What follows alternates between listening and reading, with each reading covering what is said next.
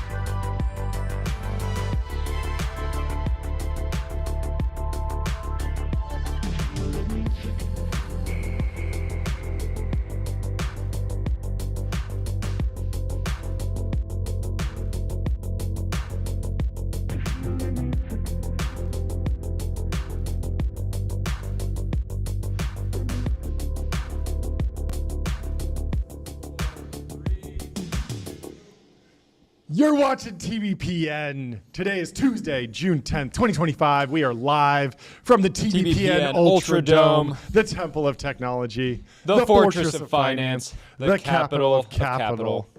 It's a great day. We're doing WWDC reactions. I will run you through a little bit of the show. We want to talk about the Meta Scale AI deal, 49% for just $14 billion. It's a steal.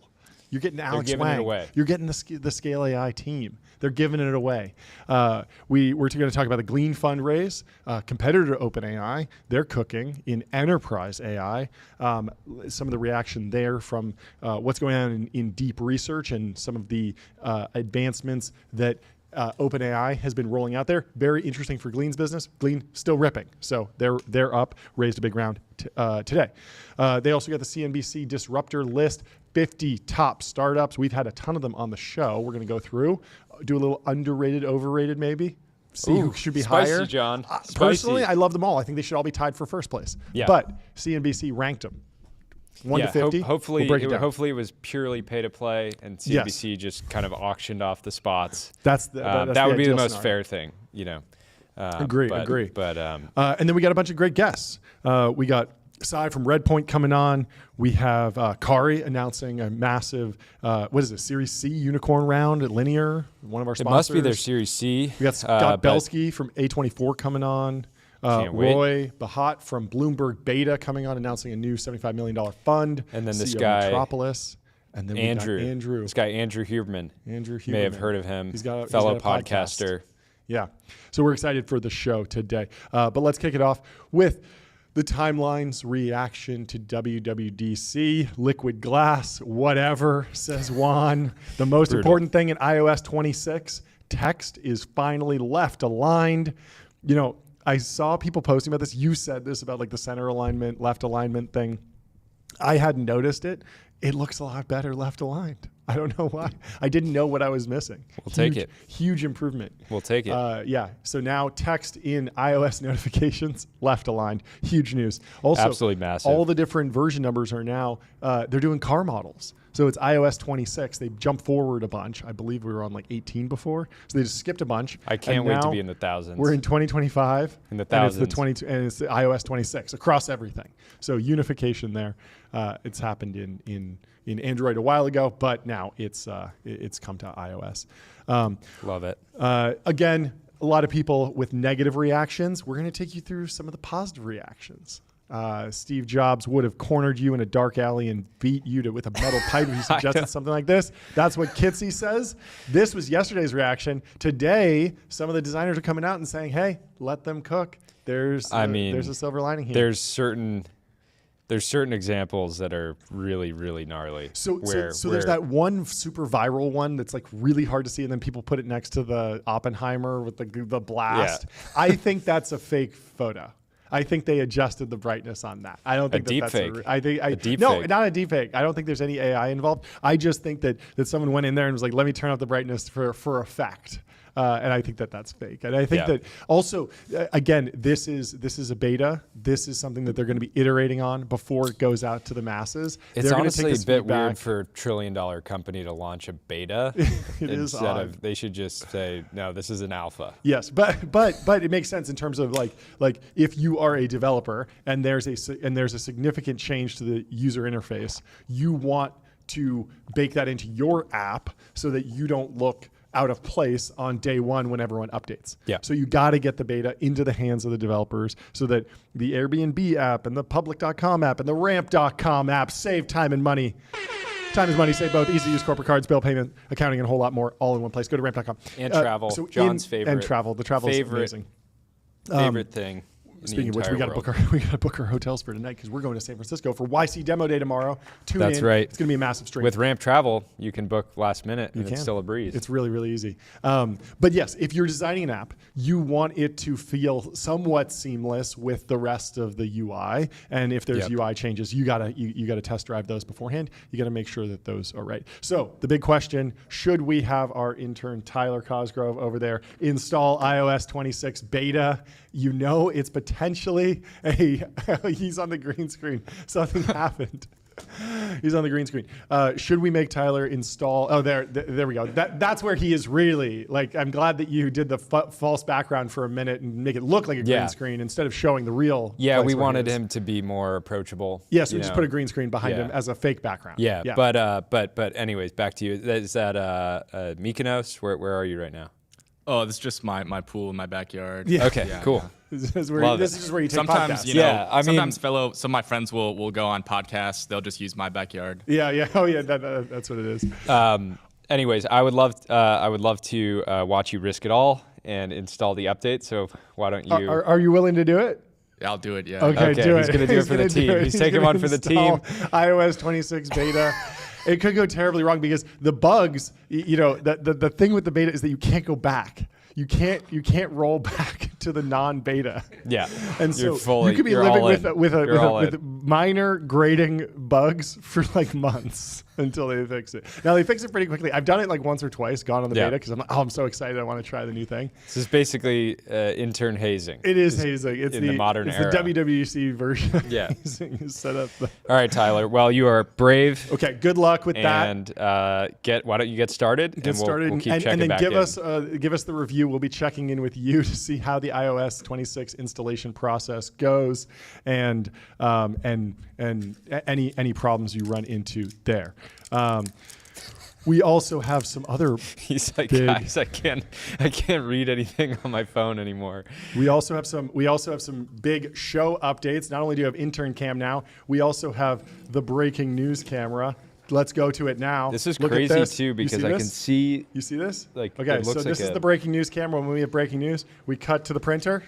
And it prints out. You can read the breaking news. Okay, Jordan, you want to read that to us? Hold it up on the single. We have some breaking news. If we can switch cameras. What is it? So breaking news: Snap to launch smaller, lighter, augmented reality specs smart glasses in 2026. I'm excited for this. From CNBC. Yep. Thank you to CNBC. Snap on Tuesday announced its plans to release a 6th generation of its augmented reality glasses in 2026 as competition in the smart glasses market continues to heat up. The maker of Snapchat said that its next generation glasses will be called Specs, breaking with the company's spectacles branding that it used for previous. Drop the Accels. Drop the Accels. Just do Specs. It's cleaner. Well, they dropped the T too, so it's technically drop the tackles. Drop the Specs. Drop the tackles. Just Specs. Larger tech rivals like Meta, Apple, and Alphabet are investing heavily into cutting-edge head-worn devices. Yep. So the computer will be on your face. So the most recent edition of Spectacles were released in September 2024 to developers only. That edition of the glasses was available under a leasing model that required users to commit to paying $99 a month for a full year if you wanted to develop for them. So that's $1,200 guaranteed. And then if you want to keep it more, it's probably continues to be $100.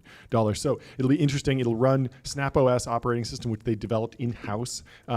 Snap said that developers will be able to incorporate Google's Gemini AI models into programs that they develop for smart glasses. So That's you could interesting. see some sort of, yeah, exactly. So you could Whoa. see someone where it's like, okay, you're going to get the glasses, you're going to Lena build something Khan's on top out. of them. Google says, "Hey, Yeah. we wanna- That's where you're going with it. Okay. I don't know. Yeah. I think very unlikely, but still, Well, Snap's market cap, exactly what Meta just paid for a 50% stake in Scale AI, $14 billion. Anything's possible. spicy. So Snap's at $14 billion. The stock hasn't really moved over the past 5 days on this news. It's clearly Snap, staying in the game with the WWDC news, getting a story out there that, hey, we're still in the game, we're moving, and we're doing cool Yep. stuff. And I'm excited for this. I think we need more innovation here, more people testing different stuff. And it's clear that with a new format, with a new paradigm of like what the product is, there's a whole bunch of interesting directions you can go, whether there's an augmented reality display, whether it's voice only, whether it's glasses, It's crazy that prescription glasses, like a whole bunch of different things. social media goats, both of them are just not. The idea of not being a part of the next platform shift is just So an painful. idea is a world they don't want to live in, right? Yep. They are, both Zuck and Evan Yep. are going to be, competing. Yeah, and so fun.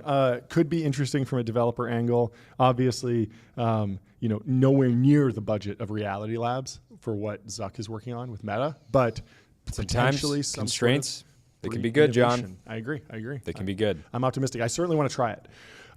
Anyway, let's go back to liquid glass. Ben Thompson gave posted a massive article on Stratechery called Apple's Retreat, Apple Retreats, something like that. You should give it a read. You should subscribe to Stratechery, obviously. Apple's retreat to its core competency. The headline feature of WWDC this year, this is from the latest Stratechery article, was Liquid Glass, a new unified design language that stretches across its operating systems. I will reserve judgment on Liquid's glass aesthetics and usability. Gruber likes it, but I am not one to install developer betas on my devices. But Tyler will. But Tyler will. That's why we have Tyler, because I agree with Ben Thompson. It's extremely risky, but he's willing to do it, taking one for the team over there. I mean, the whole TBPN army. He's really saying, I will sacrifice myself. I will fall on for the sword. I will fall on my sword. Beta. I will Developer fall on beta. It's okay. If it goes really south, we'll get a new phone. It's always a possibility. But good luck. Hopefully you make it through. Tyler, we'll be checking on you throughout the show. First, let's read Gruber's overview of his reaction to liquid glass, because we saw Timeline hated it. They said Steve Jobs would hate it. Let's go to John Gruber daring fireball. I think part of it is it was popular to hate on it. Totally. And because everyone loves when anytime someone's there's on a downswing, they love just piling on downwards. Yeah. And when everyone's on an upswing, they love just piling on Yeah. upwards. It's not. No, and I think it's also normal fresh if a widely used consumer product does any type of meaningful upgrade. I mean, this the was default is that there were typically protests is that about it's bad. Meta or Facebook back in the day launching the feed. Yeah. They're like, I want to go back to just randomly looking at your profile. I don't want to see random. Everything, Yeah. every change is always met with some sort of pushback, and Yeah. then years later, people wind up loving it. I feel like this is something that could grow on me. I'm reserving until we've fully beta tested it on our intern.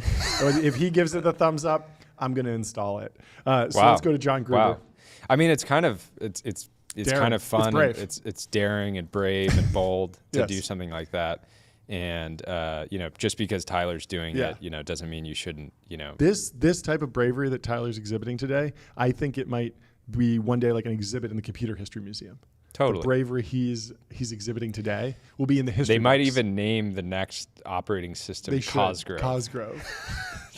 Cosgrove. Mac OS 27. Mac OS Cosgrove. After Tahoe. It's got an amazing, it has a nice ring to it. It's got a nice ring to it. And it just loads with this image. Yes. Like that's the default wallpaper. for the daring and Mac brave OS. technologist who installed the beta on day who 2. did, what everybody said, you're It was crazy. impossible. Everyone You're said you're crazy. crazy. It's impossible. You're crazy. You should never do that. should never But he do did it. He He took did the it. leap.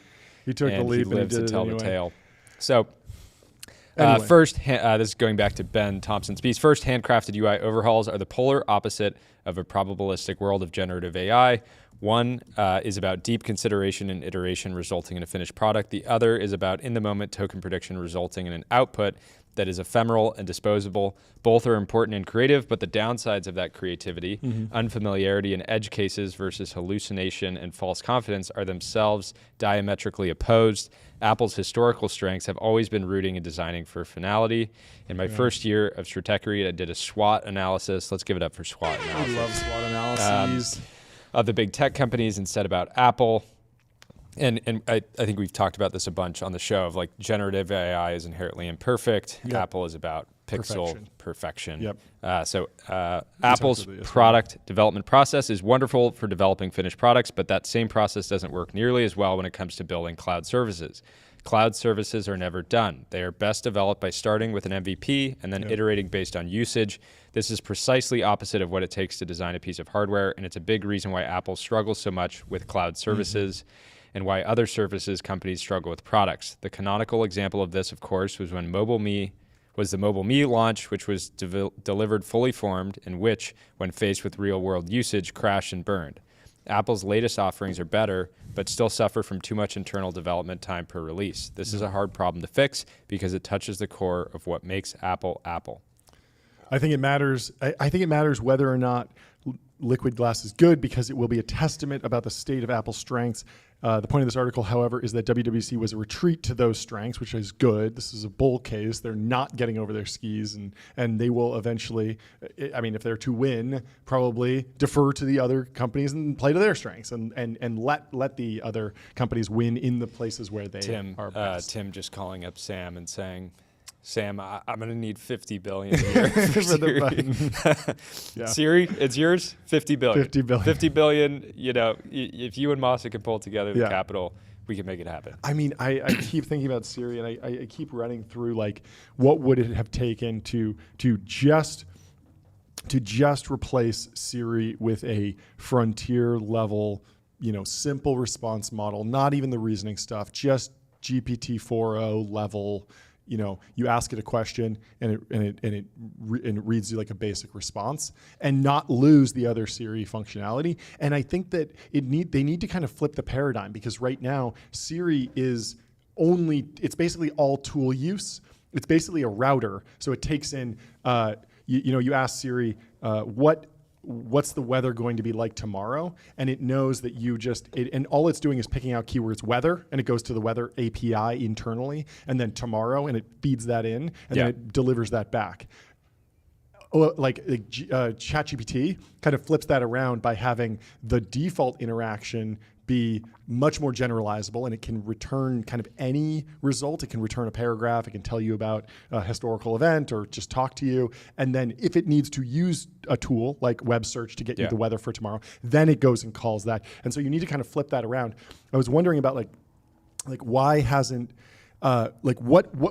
if you rolled back the clock and you were like, okay, Apple just wants to be in the game, what would it take to launch a V2 of Siri? And I was like, well, okay, if they try to partner with someone under the hood without, they don't even have the option of just saying, we are going to partner with Anthropic under the hood, and it's going to be basically white labeled, and no one will ever find out, because there are just too many leakers. It will find out immediately. Yeah. And so Mark Gurman will have the story immediately, and everyone will know. So they won't be able to say this is magically ours when really it's someone else's, even if they're paying them to be, and there's tons of NDAs. Like they do with cloud services, right? I don't actually know who's under I think they do a lot of that, and then I think a lot of it comes down to the privacy angle. Is that they want to make certain claims about privacy and ESG and net zero and stuff. And so if they were to just white label another company that didn't have the same reputation in privacy or environmentalism, people would just say, wait, but Anthropic isn't known for their privacy rules as much as possible. So maybe they're training on my Siri results now, and that's a whole thing. And they have to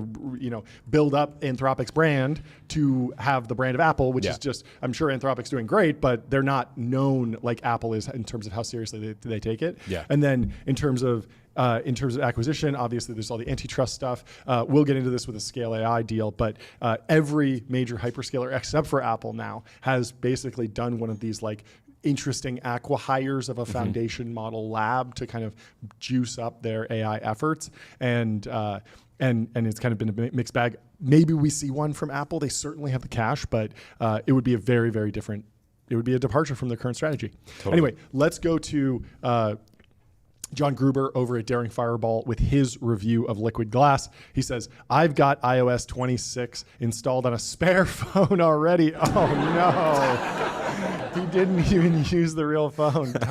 Tyler, mistake number one, never install it on your main phone. How's it going so far?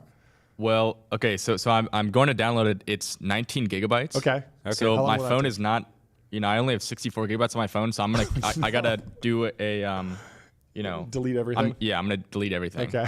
But, Yeah. So you'll delete. Just go to your Photos app, select all the images, delete them all, and then clear the trash, and you'll make more memories. Like memory, you can always make. You're making more memories all the time. Yeah, so exactly. Just clear out those images, and good luck.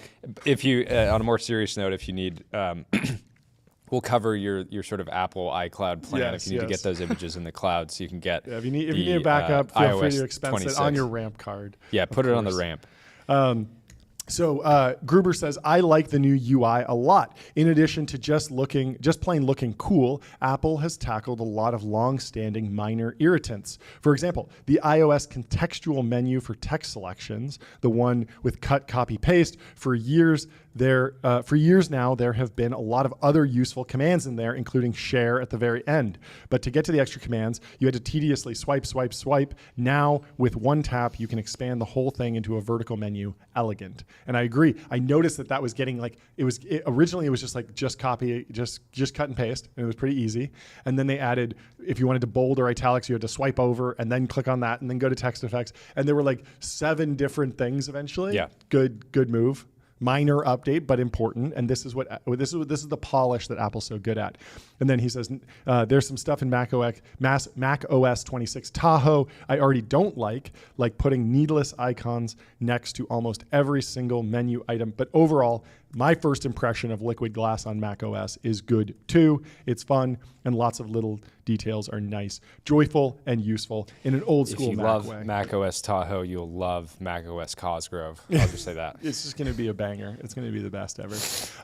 There's an interesting article in here that Ben Thompson linked to by Sebastian DeWitt about physicality, the new age of UI. He actually posted this back on June 3rd before Apple refreshed this. So there's a lot of... Oh, do we have some breaking news? I just printed this out because so this was a good post from Signal. Okay. He says, watching this WWDC. Thank you, Signal, for the content, and I'm just happy to be back printing. It's amazing. It's I don't know how we went a few months without it. So he says, watching this WWDC felt like watching a dinosaur try to do ballet. Technically and aesthetically competent, but spiritually lost. They talked about Apple Intelligence like they just discovered the concept throughout the presentation. There was zero ecosystem thinking and no real attempt to rethink a single interaction model. More importantly, there was zero sense of how to be relevant in a world where interfaces may disappear, apps get abstracted, and AI is the OS. Apple still thinks in icons and widgets while the world is moving towards awareness, intent, and delegation. It'll be interesting to see how much of a penalty they will pay for missing this boat. Another negative post. Now, Signal did have a couple other posts that were more positive, talking about good stuff. And I think this is generally why I'm excited about Johnny and Sam's hardware project. Is it's an opportunity to rethink the device from the ground up with AI at the heart versus Apple, which I think, going back to Ben Thompson's position, is smart to play their own game right now and understand that they do have the option of auctioning the sort of Siri out to the highest bidder at some point. Yeah, I mean, Alex Heath, who we had on the show yesterday, had a good post who said, this is so very clearly designed for an interface that sits on top of the real world, not a phone, something you would need for AR glasses. And so this idea that it's a little awkward now when you see these images of these glass over the background of your phone display. It can look a little too transparent. The contrast ratios are all off. But if you think about if they're really going all in on AR, VR, and they want to project these screens over the real world long term, setting themselves up to really dominate there and not need to do another refresh, could be big. Could be big. Anyway, Mark Gurman liked it. Spent some time with Trump. Yeah. Trump is known for playing 4D chess. Maybe Tim is playing a little 4D chess with liquid glass. He's like, screen is going to be, everything's going to be a screen. We're just going to put UI everywhere. They have a patent for a glass iPhone that you can see through or something like that, or something that actually would appear more like glass or appear transparent. And a lot of the transparent, I feel like a lot of the transparent technologies, it's like the closest we're going to get to just true holograms is if you have a variety of devices that are projecting holograms into glass sheets. And so maybe it doesn't start with your phone immediately because the battery needs to be right there. That needs to be solid. But if you think about a display and you're projecting on that and doing kind of the same waveguides that are happening in reflected augmented reality glasses, you could do that on a monitor or something like that. And so that could be very cool. Mark Gurman had a more positive take on WWDC. He says, excellent WWDC, cohesive story, deep integration, and continuity across the devices, zero false promises, impressive new UI, and significant new productivity features on the Mac and iPad, but the lack of any real new AI features, despite that being my expectation, is startling. And so people were expecting, maybe there will be a new Siri, maybe they will move the ball down the field in AI, and they did not. Ben Heilack, of course, taking credit for it, as always. You know him from taking credit for the Jaguar rebrand. Now he says, "So excited to see to finally see my work from Apple ship. I was the head of design for the WWDC app notifications. They're still a work in progress. We've only had the last year to work on them. Stay tuned." So is this fake or is this real? I think this is a brightness adjusted. I think that whoever shared this image turned up the brightness or brought up the lows. It basically decreased the contrast in the Photos app, to make it look worse than it actually would. But I mean, it doesn't even matter because even if this is the way it looks, this isn't the way it will look when it will ship to people because it's obvious and Apple doesn't make these obvious mistakes like this, especially when it comes to design.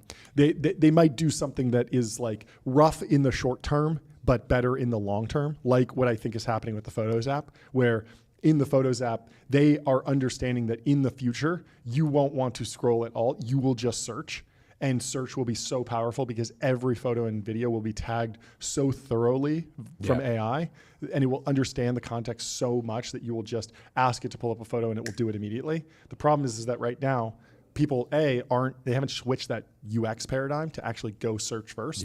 And second, And second, just the tagging is not that good. I had a video clip of Arnold Schwarzenegger from a movie on my phone. I wanted to pull it up, and so I searched Arnold video, and it couldn't find it because the clip that I had started with a black frame, and clearly it's only indexing the first frame. And so if you have a fade in to a picture of your dog, it won't get tagged. Something like that. I don't know if that's exactly what's happening. I use the text search in Photos quite a bit.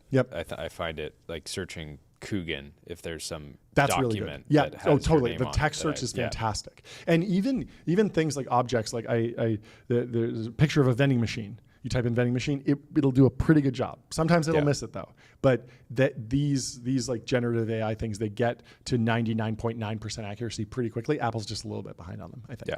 Anyway, if you're trying to upgrade your design chops, head over to Figma.com. Think bigger, build faster. Figma helps design and development teams build great products together. We'll go to Willem on Figma now. We'll go to Willem. He gives his review of Apple's Liquid Glass. Clearly hints at a clear interface, AR glasses, and unifies OS beyond devices. Like iOS 7, I would be shocked if this version of Liquid Glass ships to everyone later this year. Too many accessibility features for a company that pioneered it. Unfortunately, this means it's going to be muddy/blurry. UI design used to be about function. This is decoration. Late Empire feeling. Hate the trend of floating menus that seems to be happening everywhere. It puts useless noise on the edges of the screen. Ultimately, little of this matters when you can now just talk to the computer. Everything is computer. Anyway, Interesting. There's an And interesting deep dive from this Sebastian DeWitt talking about some of the history here. Speaking of iOS 7, he said on June 10th, Apple showed off what, this was in the spring of 2013, June 10th, Apple showed off what would be the greatest paradigm shift in user interface design ever, iOS 7. I remember exactly where I was and how I felt. It was a shock. I love a designer who's just so in the weeds that they remember where they were when iOS 7 dropped. had to be there. If there is indeed a big redesign happening this year, it'll be consequential and impactful in many ways that will dwarf the iOS 7 overhaul for a multitude of reasons. The redesign is rumored to be comprehensive, a restyling of iOS, macOS, iPadOS, tvOS, watchOS, and visionOS in the intervening years between iOS 7's announcement and today. iPhones have gone from simply a popular device to the single most important object in people's lives. So true. The design of iOS affected and inspired most things around, from web to graphic design to any other computer interface. That's why I figured I'd take this moment of obscurity, this precious moment in time where its changes are still shrouded in fog, to savor something, wholesome naivete Great writer. of where things are going, so I can let my imagination run wild. What would I do if I were Apple's design team? What changes would I like to see, and what do I think is likely? And then he breaks it down. The shaded age, he goes back to the skeuomorphic era. iOS started out as... Can we pull up this? iOS started out as the iPhone OS, an entirely new operating system that had very similar styling to the design language of the Mac OS Tiger dashboard feature. Yeah, I remember this. You could just put the widgets anywhere. It was very messy, all the sticky This was notes and so stuff. fun as a kid. Yeah. Messing around with all the different widgets. All the widgets, and then you would swipe down to get them. Discovering It was great. widget. I couldn't. I legitimately felt like a kid in a candy store Yeah, it's with amazing. widgets. Yeah. It was a beautiful time. So he says the icon layout on iPhone OS 1, it wasn't even called iOS then, it was just iPhone OS, was a clear skeuomorphism was the buzzword at the time. You might have heard that word being thrown around. It might surprise you that it doesn't mean it had lots of visual effects like gradients, gloss, and shadows. It actually means that to make it easier for users to transition from something they were used to, in this case phones typically being slabs with a grid of buttons on them, to what they had become. Phones were all screen, so they could show any kind of button or interface imaginable. And yes, there was a whole lot of visual effects in the user interfaces from iPhone OS 1 to iOS 6. In this age, we saw everything from detailed gradients and shadows and simple interface elements to realistically rendered reel-to-reel tape decks and microphones for audio apps. I remember this, the reel-to-reel tape deck in the voice recorder. Pretty remarkable. And like when the directions would actually be like a physical sign that you would see on a highway. It was So such a cool. cool design language. I mean, it feels so not Apple now that they've spent 10 or 15 years post skeuomorphism, but it was definitely unique at the time. Having actually Incredible. worked on some of the more fun manifestations of it during my time working at Apple, I can tell you from experience that the work we did in this era was heavily grounded in creating familiarity through thoughtful, extensive visual effects. We spent a lot of time in Photoshop drawing realistically shaded buttons, virtual wood, leather, and more materials. That became known as skeuomorphic design, which I find a bit of a misnomer, but the general idea stands. Of course, the metal of the microphone was not in fact metal. It didn't reflect anything like metal objects do. It never behaved like the object it mimicked. It was just an effect, a purely visual lacquer to help users understand that the Voice Memos app worked like a microphone. The entire interface worked like this, so as to be approachable as possible. Notably, this philosophy extended to even the smallest elements of the UI. Buttons were styled to visually resemble a button by being convex and recessed or raised. Disabled items often had reduced treatments to make them look less interactive. All of this was made to work with lots of static bitmap images. The first signs of something more dramatic did begin to show on iPad. Some metal slider sheen could respond to the device's orientation. So as you... Deleting a note or email did not simply make it vanish off the screen, but pulled it into a recycling bin that went as far as to open its lid and close as the document got sucked in. I remember there was one that would like shred things when you deleted it. They had a bunch of these fun ones. And You can the imagine Books the app would Apple actually swipe designers like a- in that oh, era that's so being much like, fun. today I'm moving on from Apple. You know, I was the designer that made the lid open Yep. and the thing swoosh into the can.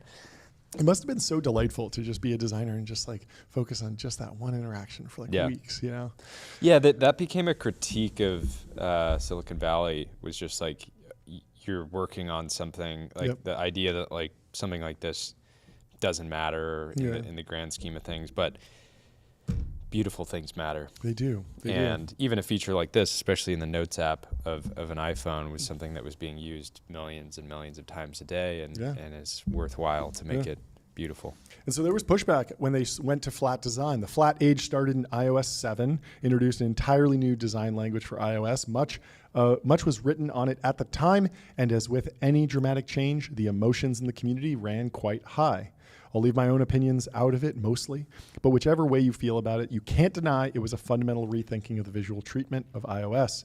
iOS 7 largely did away with the visual effects for suggesting interactivity. It went back to quite possibly the most primitive method of suggesting interactivity on a computer. Some buttons were nothing more than blue text on white background, like the inbox button. The home screen, once a clear reference to the buttons on phones of yesteryear, was now much more flat looking. One part owing to simpler visual treatment, but also a distinct lack of usage of shadows. It is hard to look at this after looking at the last era. Skeuomorphic era was amazing. Goated. It was amazing. It was amazing. Like, I see why they had to move on in some ways, because it was course. just like the previous era felt, like it started to feel dated. Yeah. It felt like it feels vintage. I mean, it looks vintage today. Totally. I'm sure the kids today will like jailbreak their iPhones back to looking. Yeah. I mean, I saw a comparison of the original Photos app, which looked like a camera lens, and then the flat design camera app had just a camera icon that was completely flat, and now we're back to a camera lens in the new era. Yeah. And so some of that skeuomorphism seems to be coming back with the glass redesign, liquid glass redesign, but not fully. We're kind of splitting the difference. We're going in a different direction. I just looked up, do people still jailbreak iPhones? Yeah. And Reddit says it's still possible. Mm-hmm. The big thing is there's not much need for it. A lot of the things jailbreaking was for have been implemented into iOS. Yeah, because the App Store is so robust. Yeah. So you can get an app. There's an app for that now. There didn't used to be an app for it. There were many apps that were not available. And on the first iPhone, there was not even an app store. So, but why did shadows have to go? They had an important function in defining depth in the interface, after all. Looking at the screenshot above actually does it no justice. The new iOS 7 home screen was anything but flat. The reason was that the shadows were static. iOS 7 embraced the notion of a distinct visual layers and using adaptive or dynamic effects to distinguish depth and separation. Why render flat highlights and shadows that are unresponsive to the actual environment of the user when you can separate the icons by rendering them on a separate plane from the background? Parallax made the icons float distinctly above the wallpaper. The notification center sheet could simply be a frosted pane above the content, which blurred its background for context. Johnny Ive spoke proudly at the iOS 7 introduction on how, quote, the simple act of setting a different wallpaper affected the appearance of many things. This was a very new thing. And so they're not losing the depth. They're bringing the depth, and they're actually making the depth more complicated with the liquid glass feature. And some people are frustrated by that. But one thing that they're highlighting is that it's intense from a computational perspective. Everyone was saying like rendering all these new features is definitely going to hurt your battery life because it's so much more. Although Apple is fantastic at integration and they're fantastic at this type of hardware and software integration and these types of renderings, they will probably be very quick. And so I wouldn't expect a disaster, but I would expect a little bit more of a load just from the graphic layer, although it will be heavily optimized. Also, a new thing in the interface was that the UI Chrome was able to have the same dynamics. Things like the header and keyboard would show some of the content. They obscured shining through as if fashioned out of frosted glass. While it was arguably an overcorrection in some places, iOS 7's radical changes were here to stay, with some of its dynamic effects getting greatly reduced. Parallax is now barely noticeable. Over time, its UI regained a lot more static effects. I wonder how much parallax there is. I don't really notice any right now. I mean, I guess when you swipe around, you can kind of tell they're on a different plane, but I might have it turned off. I don't even know. More interface elements started to blend with the content through different types of blur, like the new progressive blur and the button shapes were slowly starting to make a comeback. It settled into a stable state, but it was also somewhat stagnant. For bigger changes, there would have to be a rethink. What would come next couldn't simply be a static bitmap again. It would have to continue the trend of increasingly adaptive interfaces. So he goes on to talk about the age of physicality and Vision OS and kind of where Apple's going, and predicts a lot of what wound up happening. So Ben Thompson, to go back to him, he talks about Apple's retreat to empowering developers and partners. This was your point about maybe Apple will be auctioning some stuff off. We'll see how their service revenue grows over the next few years. But first, let's tell you about Vanta. Automate compliance, manage risk, and prove trust continuously. Vanta's trust management platform takes the manual work out of your security and compliance process and replaces it with continuous automation, whether you're pursuing your first framework or managing a complex program. It's like a AI golden retriever for mitigating risk and automating compliance. I mean, it's literally a golden retriever turned into software. It's fantastic. What the golden retriever does for your yard, Vanta does for your business. It's like having a golden retriever in the office. Like you just feel safer. You do. Yes. You do. And you you feel are more safer. compliant, and you are safer. So Ben Thompson writes about Apple's retreat to empowering developers and partners. He says, that's not to say there weren't some notable AI announcements in Apple's keynote. First, Apple announced the Foundation Models Framework. This is a quote from the Apple team. This year, we're doing something new, and we think it's going to be pretty big. We're opening up access for any app to tap directly into the on-device large language model at the core of Apple Intelligence with a new Foundation Models Framework. This was what I was asking Alex about. Alex Heath from The Verge. The question of, hey, even if the models aren't frontier, just the fact that they're happening on device, the speed is very important for a lot of these models, being able to use a model without a connection to the internet. People are still they're still missing internet on planes occasionally, or they have patchy service.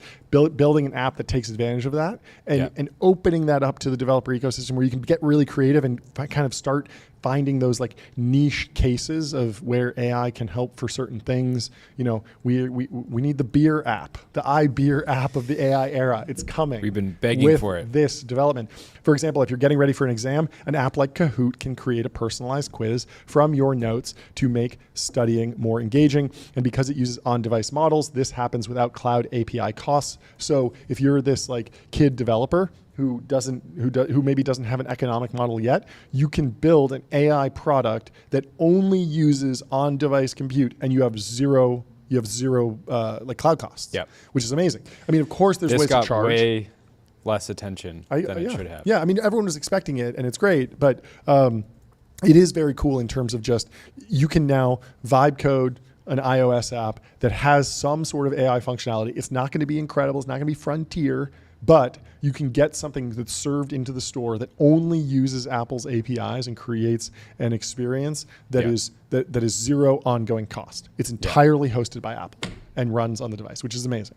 I think that's very, very exciting to see where people go with this. They give another example of if you're camping off grid, poring over the hikes you downloaded to All Trails, just describe what mood you're in, and All Trails can use the on-device models to suggest the best option. So doing things like recommendation algorithms on device, much faster, much easier. We couldn't be more excited about how developers can build on Apple Intelligence. And so it's important not to oversell the capabilities of Apple's on-device AI models. Of course, developers who want to create something that is competitive with the output of something like ChatGPT will need to use cloud-based AI APIs. Of course, you got to burn up the H200s to get the really good stuff. But it's like midwit intelligence on too cheap to meter. Not quite super intelligence too cheap to meter, but like it's a midwit. We got that's helpful. 2-digit IQ. 2-digit IQ. Too cheap to meter. Too cheap to meter. It's really it's free. It's bullish. It's on the device. That reality, however, applies to Apple as well. Part of the folly of the initial Apple Intelligence approach is that Apple was promising to deliver beyond state-of-the-art capabilities on the cheap using its users, processors, and power. What is compelling about the Foundation Models Framework is how it empowers small developers to experiment with on-device AI for free. This is what I was talking about. An app that wouldn't have AI at all for cost reasons now can. And if that output isn't competitive with cloud AI, then that's the developer's problem, not Apple's. At the same time, by by enabling developers to experiment. Apple is the big beneficiary of those that discover how to do something that is only possible once you have an Apple device. Second, Apple deepened its reliance on OpenAI, incorporating ChatGPT's image generation capabilities into Image Playground and adding ChatGPT analysis to visual intelligence. That's cool. There is still no sign of the long-rumored Gemini integration or the ability to switch out ChatGPT for the AI provider of your choice, but the general trend toward relying on partners who are actually good at building AI is a smart move. Third, Ben Thompson writes, Apple is incorporating ChatGPT much more deeply into Xcode, its integrated development environment. This is their VS Code competitor that you need to use to write Objective-C apps for if you're building iPhone software. For building apps for Apple platforms, developers can also plug in other models using API keys. Xcode still has a long way to go to catch up to AI-first IDEs like Cursor, but again, partnering with a foundation model maker seems like a much smarter strategy than Apple trying to do everything itself. These are, to be sure, obvious moves, but that doesn't make them any less important, both in terms of Apple's future and also with regard to the theme of this article. Apple's initial success with the Apple II was because of third-party developers, and developers were critical to making the iPhone a sustainable success. Trusting developers and relying on partners may be a retreat from Apple's increasing insistence on doing everything itself, but is very much a welcome one. And so, people are also, he quotes Marquez Brownlee here, the Windows Vista update with Aero Glass was a huge part of my childhood, so I'm getting serious flashbacks. It does have a little bit of like the Windows Glass vibes. The biggest part of WWDC was about Liquid Glass, which has drawn some unflattering comparisons to past Microsoft operating systems releases. Again, I'll withhold judgment until it ships, but there is another Microsoft OS comparison I've been thinking about recently. To me, last year's Siri disaster was a lot like Windows 8. Windows 8 was an attempt to leverage Microsoft's large PC install base into a competitive position in touch-based devices, and it did not go well. Consumers, particularly enterprises, hated the new UI, and developers weren't interested in a platform without users. Microsoft was forced to retreat and eventually came out with Windows 10, which was much more in line with the traditional Windows releases. Apple has clearly missed the boat on cutting-edge AI, but what I'm open to is the argument that this was a ship the company was never meant to board, at least when it comes to products like ChatGPT. Meanwhile, I've long been convinced that Apple has gone too far in its attempt to control everything, even tangentially related to its devices. To that end, I understand why many people were underwhelmed by this WWDC, particularly in comparison to the AI extravaganza that was Google I/O. I think it was one of the more encouraging Apple keynotes in a long time, and that's what Mark Gurman said as well. Apple is a company that went too far in many areas and needed to retreat. Focusing on things only Apple can do is a good thing. Empowering developers and depending on partners is a good thing. Giving even the appearance of thoughtful thinking with regards to Apple App Store is a good thing. Of course, we want and are excited by tech companies promising the future. What is a prerequisite is delivering in the present, and it's a sign of progress that Apple retreated to nothing more than that. Let's hear for Ben Thompson. Another great article. Nailed it. Very good. Hall of Famer. Anyway. Future Hall of Famer. If you're looking for the Apple of sales tax, get on Numeral HQ, sales tax and autopilot. Spend less than 5 minutes per month on sales tax compliance. It's AGI sales tax, baby. Get on Numeral now. So, just do it. Sarah Guo at Conviction, former guest on the show, friend of the show, said that Apple transcription is still so bad compared to what's available on the market. They should be embarrassed. Okay, so I agree.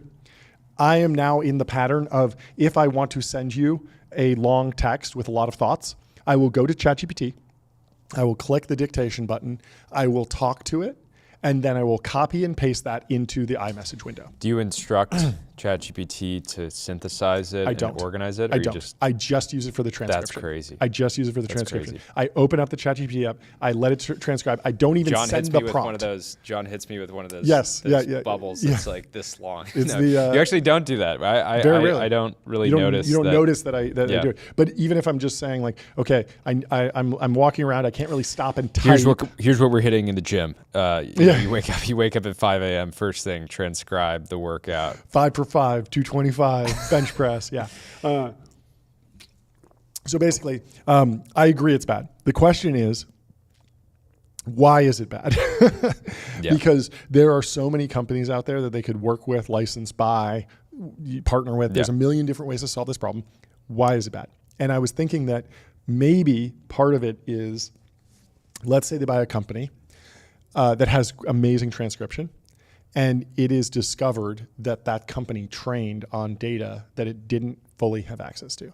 Interesting. All of a sudden, instead of going after some startup with $100 million raised and $50 million in the bank, and you're going to take them for all their worth, you're going after Apple. Yeah. And you can maybe get $1 billion settlement. Yeah. And so that's like a huge liability. And it's also potentially a PR nightmare, because a lot of Apple customers care about the AI training. Adobe's had to be very thoughtful about this, in the sense that like they're like, hey, look, we will let you opt into letting us train our models on your images if you're on Behance or one of these other services.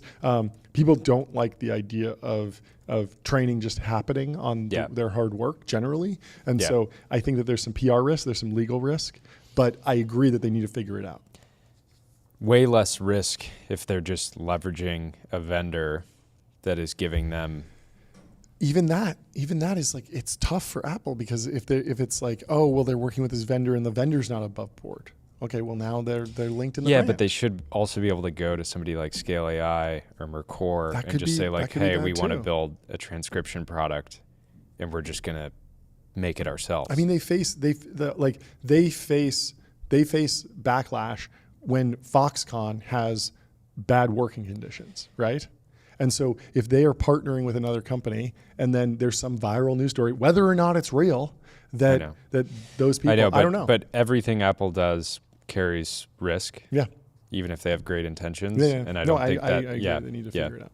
And this is something that just feels so easy to move the ball down the field, because they already have a transcription product. Yeah. They just need Let's just make it better. They just need to make it better. What are the ways in which we can make it better? And it's clearly not the modern transformer-based architecture. Yes, they need to do a training run. Yes, they need to build some GPU data centers for it. Yes, they need new training data. But there has to be a way to do that in an environmentally friendly, PR compliant, like do it the Apple way. I'm fine with that, but like, you got to do it, because this is such a basic functionality of a phone now. And the fact that I'm going from one app to the other just because the Siri button isn't, the transcription is just not good.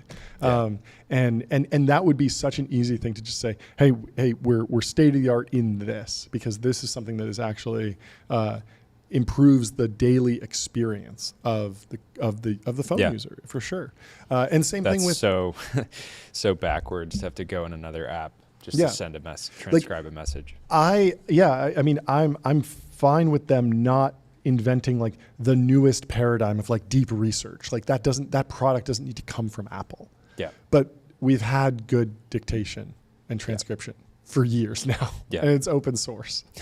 and it's not even that it's just like open source. I'm sure they can't just like vend the open source model in because of the license, and I'm sure there's restrictions on that. Like, you're not just going to give Whisper to somebody, like, the biggest company. We should have somebody that's a big dictation head and have them apply to get a job. No. It's just somebody, just a fan. Go, an Apple fan goes, joins Apple purely to just, beat the dictation drum internally. Because I feel like it just needs to be a handful of people that are really power users. Anyway, I wanted to highlight this post from Pirate Wires. They did an interview on April 16th with David Hannemer Hansen. That's DHH of Rails fame. He also works with 37 Signals with a friend of the show, Jason. Screen recordings of Apple's new iOS 26 liquid glass software design appear to show a jumbled, difficult to read apps and incoherent home screen app animations. For a company that built its brand on seemingly impossible feats of technology, Apple now finds itself stuck in a self-perpetuating cycle, falling behind in the AI race, struggling to attract talent needed to catch up, and fumbling product releases. Pirate Wire's writer Blake Dodge diagnosed the company's problems in a May interview with 37 Signals DHH. Read the interview in full on the site, link threaded. I recommend you go read it. I won't read it here. You have to go subscribe to Pirate Wires. Also, it has a lot of bad words. But it does. He really let loose, and I'm sure there's a lot of insight there. The regarded state of affairs at Apple. Yes, not quite family friendly material. But if you're an adult, head over hit the subscribe button, check it out, and read it in full because there's a lot of insight there. Anyway, that is the WWDC recap. We have 7 minutes until our first guest. I thought we were going to do that in 15 minutes. Wound up being a 53-minute segment. Love it. Nice. Well, should we cover We need to the cover scale? Yep. So Meta is paying $15 billion. I thought it was 14, 15, something like that, for a 49% What's stake an in extra Scale billion AI or two? that pays out investors and employees. CEO Alex Wang is leaving to join Meta and head up a superintelligence lab. Feels like those licensed and acquired deals at Character AI, Inflection, and Adept to avoid regulatory scrutiny, says Tane, who's been on the show. This is from The Information. You got to hit the size gong 15 times for Alex Wang. Let's hear it for a fantastic I just outcome. pulled out my your headphones. audio, You just so I'm got going to rocked. need to let you hit the size gong. I will hit the gong. I will hit the gong. Where's the gong mallet? Oh, it's over there. Where's the It's mallet? over there. Here we go.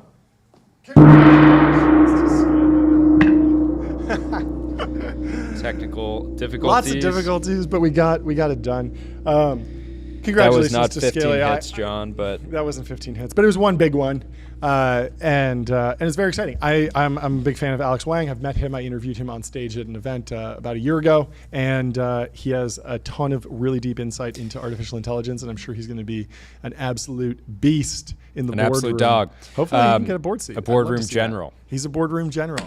yeah, so it's funny when these kind of deals are relatively recent phenomena. Yes. We saw this with Character AI To Google, to Google, Adept to Amazon, and Inflection to Microsoft, and now Yeah. Scale AI to Meta.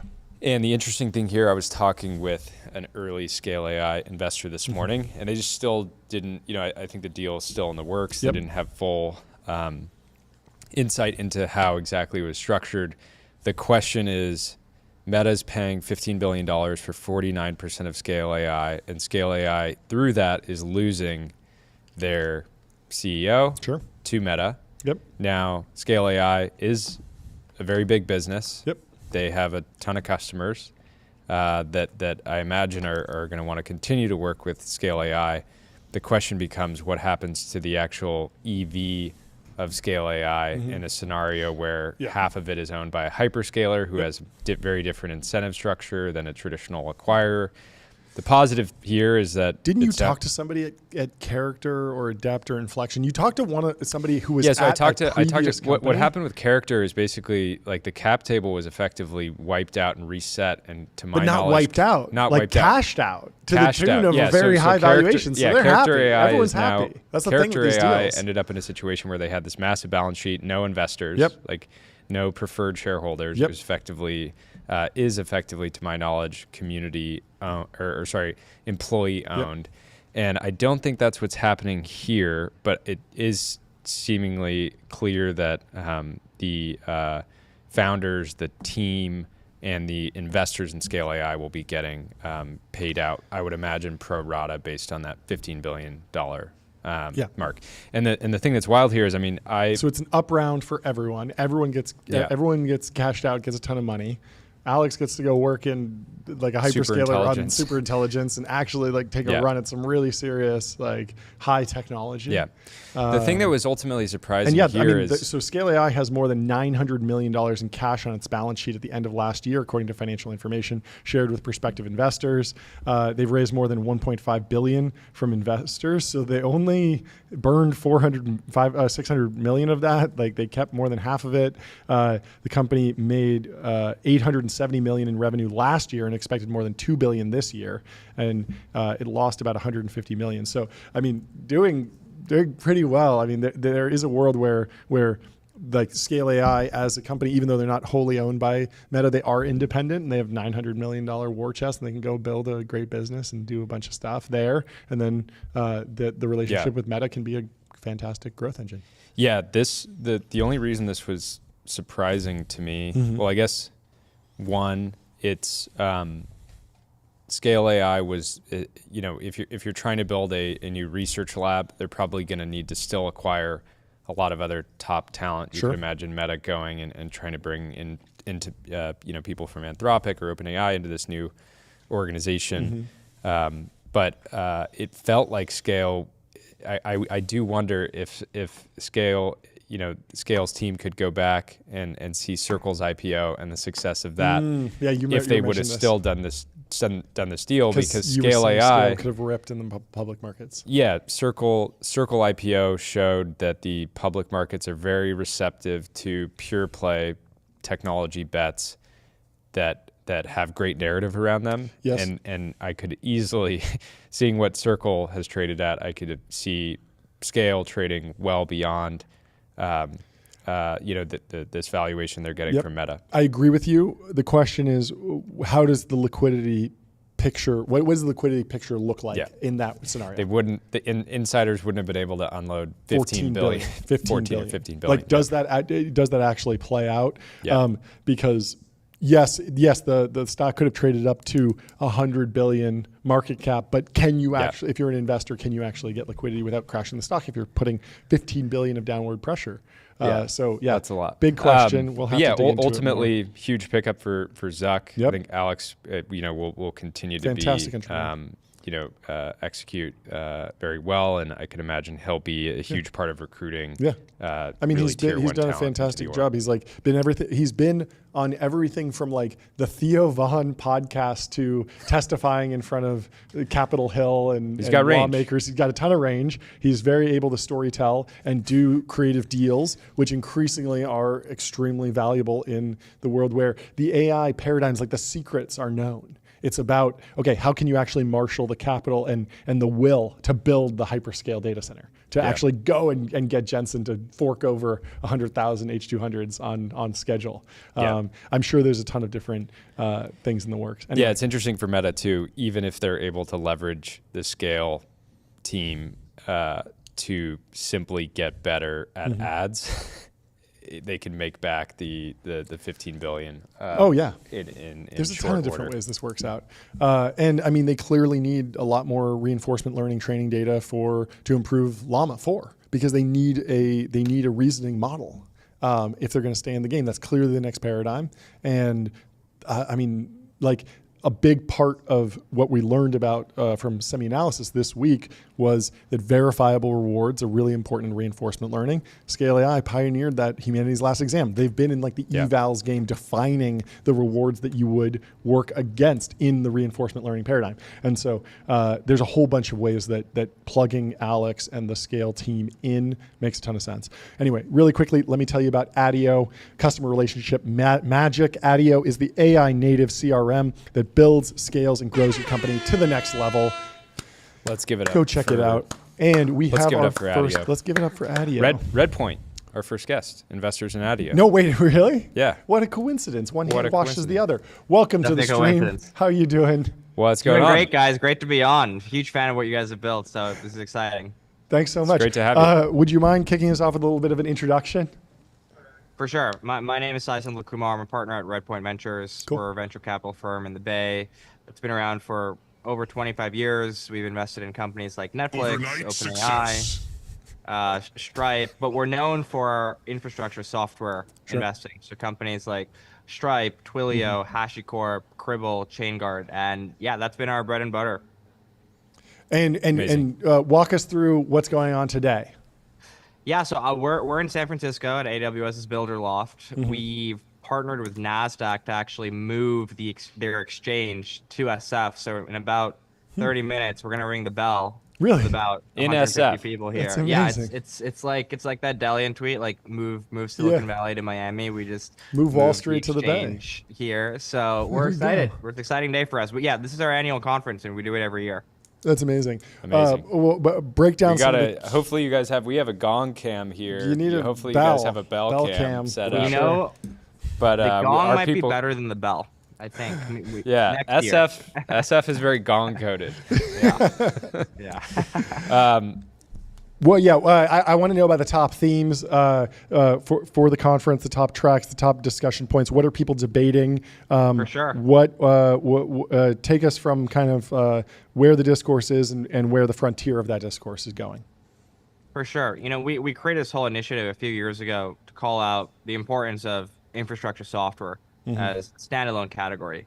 It really is like the picks and shovels behind how software is consumed and delivered. It's this invisible piece of software that we just take for granted.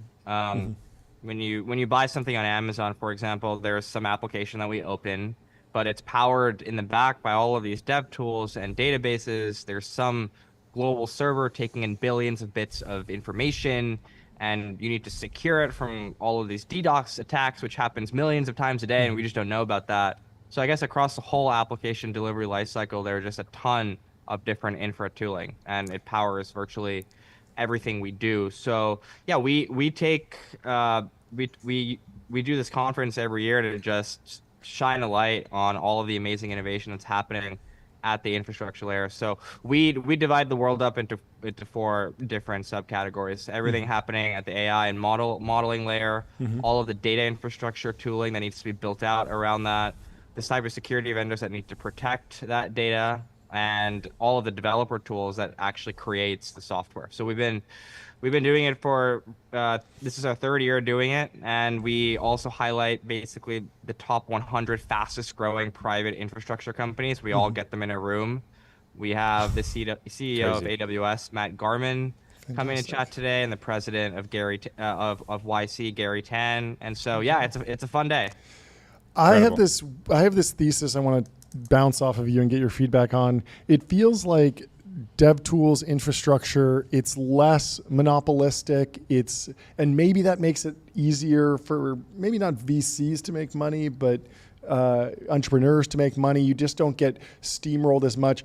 Am I off there in thinking that a lot of these dev tools markets are more oligopolistic by nature of the fact that hyperscalers are competitive and the different cloud platforms are competitive? Like what is the current dynamic? Because I feel like the narrative is always like someone comes out with some infrastructure or dev tool. It's kind of a boring company. It flies under the radar for 6 years, and then it's worth a couple $2 billion. And then it's worth like $20-30 billion. Exactly. No one knows about it. Exactly. So we break down like what structurally is going on there. Why is it harder to build these crazy monopolies? And then is that narrative about like base hits being easier or unicorns being easier? Is that even real?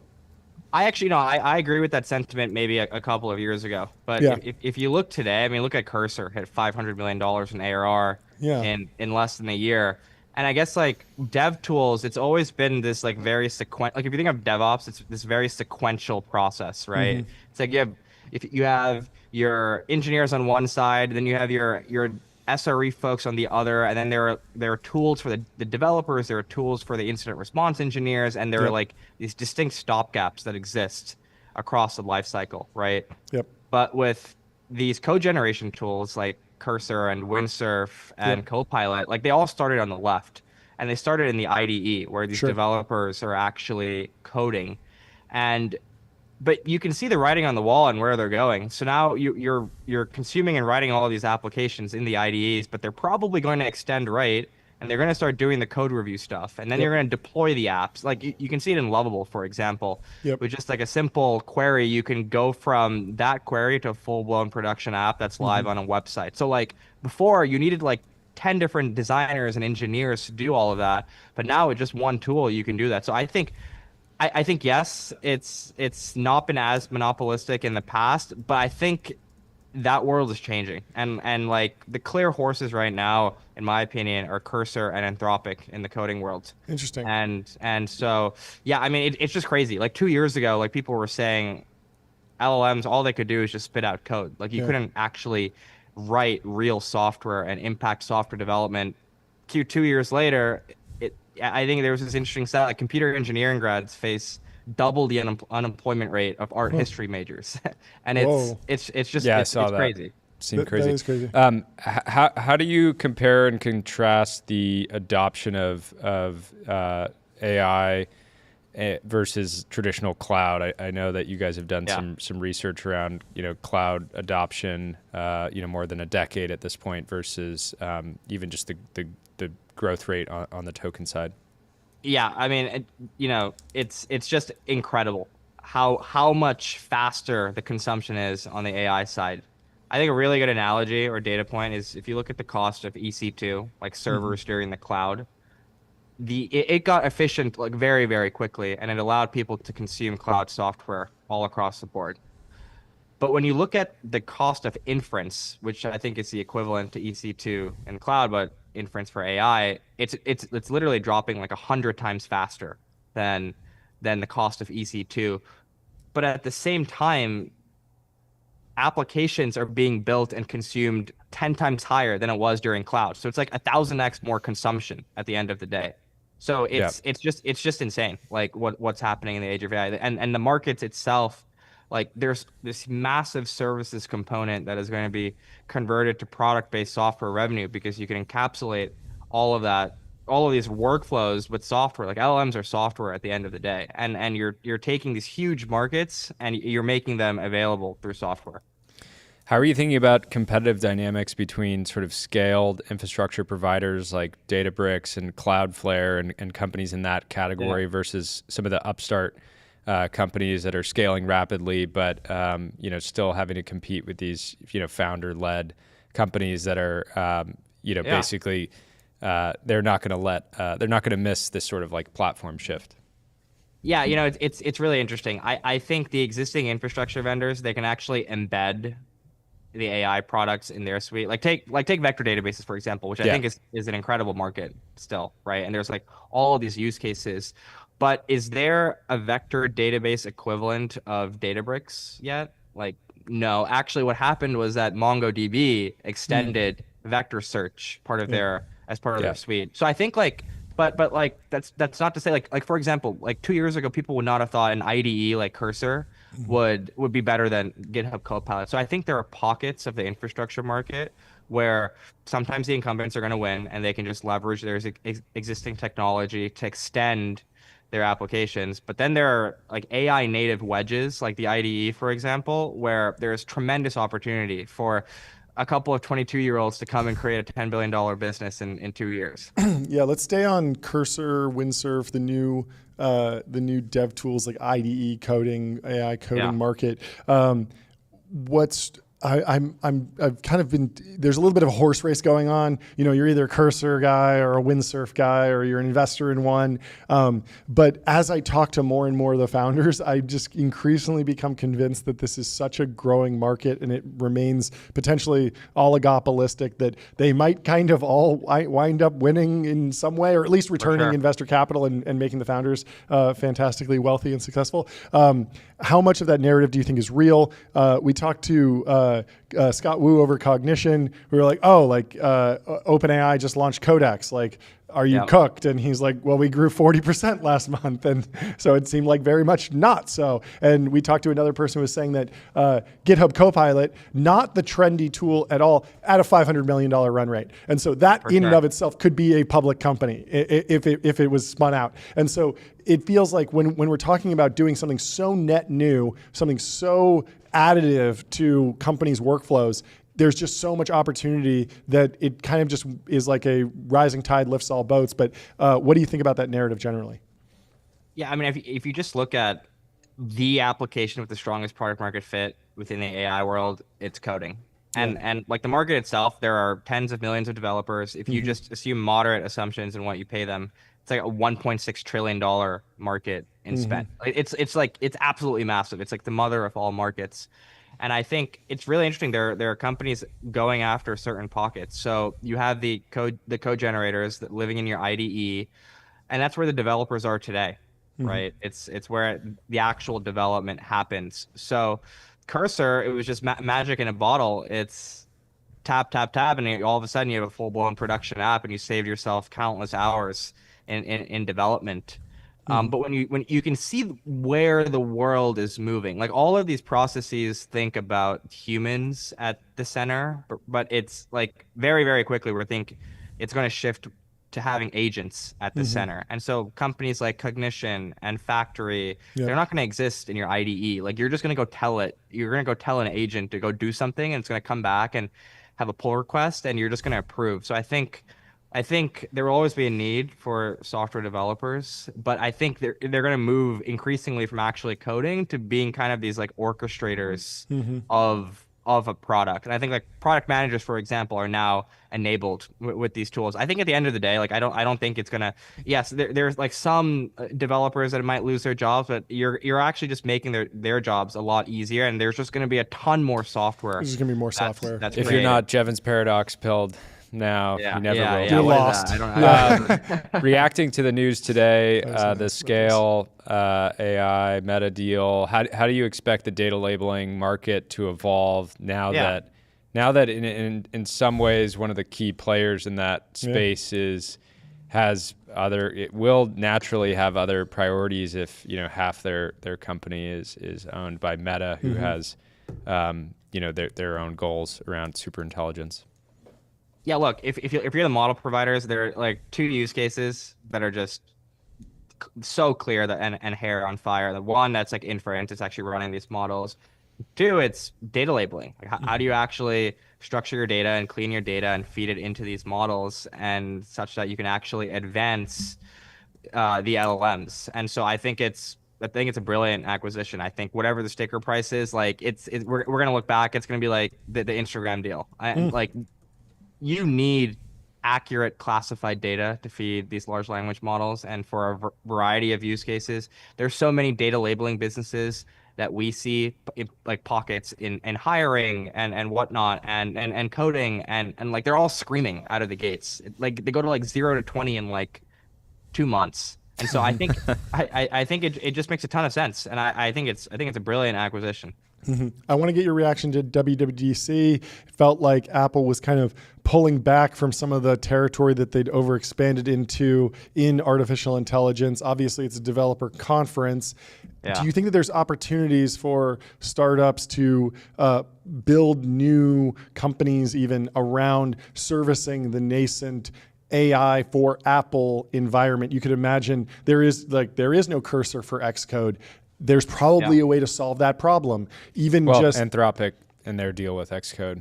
Yeah, they're working on it. Yeah, but there's probably some way to even advance that, and then also just serving up models into iOS APIs that are like more tailored. Like there's been a couple companies that developed backends that were specifically tuned for iOS apps in the past. Some of those wound up getting sold. So how are you thinking about opportunities coming out of WWDC or just general reactions? Maybe you don't even follow it at all. It's interesting when you look at like past platform shifts like the cloud. You first need like the Workdays and ServiceNows and Salesforces running at massive scale, like pushing the limits of like cloud rails before you can really understand what kind of innovation needs to happen at the infrastructure layer. So, our guess here with Apple and all of these apps that are built, like you need the AI native versions of these apps to start like hitting the limits of the underlying models before you can really understand. So for sure it's going to happen, but I think it's going to take some time.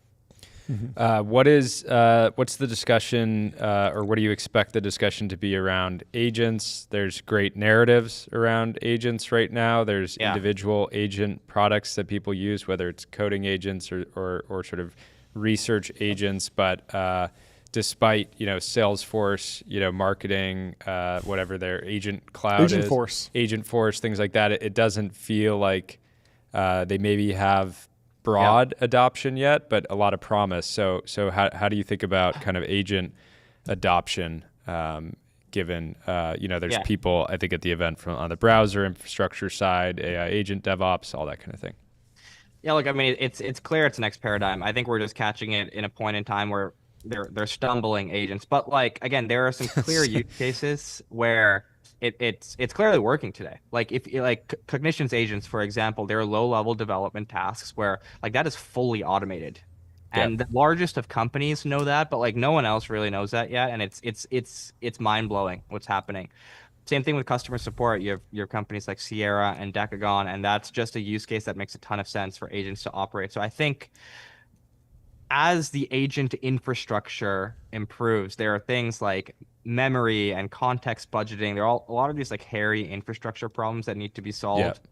But ultimately, also the agents are going to improve dramatically. Like from a year ago, agents have just gotten so much better. A year from now, they're going to be even better. So as agents improve, all of the infrastructure around it improves, like memory. Like I think very, very soon there will be an agent for every industry.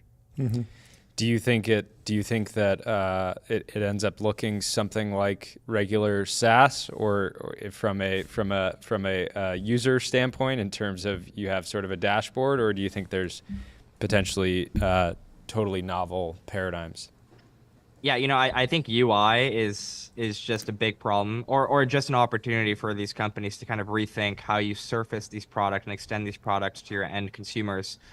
If you look at agents running in the development world, they're just running in your CLI in the background. Is that the best way to do it? I don't know. Maybe voice is the best way to interact with them in the future. So I think that UI is still being reimagined right now. I'm guessing what we have right now will be thrown out the window, and that these abstraction layers will be very, very different in a few years. Yeah, the voice thing is interesting. That was actually in that original vibe coding post from Andre Karpathy. He says he doesn't even touch the keyboard. He just uses Whisper or some sort of like super Whisper app, he said. And he just talks to it and just says, yeah, adjust the padding, accept all. Oh, there's a bug, fix it. Totally. And yeah, I mean, it'd be super, super weird, because for the longest time, the programmer was, the keyboard was sacred. It was, you don't even have a mouse. Everything you do is on the keyboard. You probably have an ergonomic keyboard. You're dealing with carpal tunnel because you're on the keyboard so much. And if we move to a world where you still have a genius programmer who can understand the architecture, understand what questions to ask, what features to build, that type of stuff, but the actual interaction day to day is via voice. That would be a very, very big shift. It'd be very interesting. Anyway, I want to get your reaction to the news today that Glean raised $150 million Series F at a $7.2 billion valuation. Now, so you said Glean? Glean, yes. So Glean. Yeah. Their whole goal is to enterprise search, and I'm interested in particularly who are the beneficiaries up and down the stack, because I imagine that they're in a position, to kind of say, hey, they stuff all your data in Glean, but they probably want to be more of an integrator and sit on top of your data lake, on top of your Snowflake, or on top of your your AWS installation, and plug into your Slack. How are you thinking about having tools that really allow folks in the enterprise to interface with all of the infrastructure that you have described?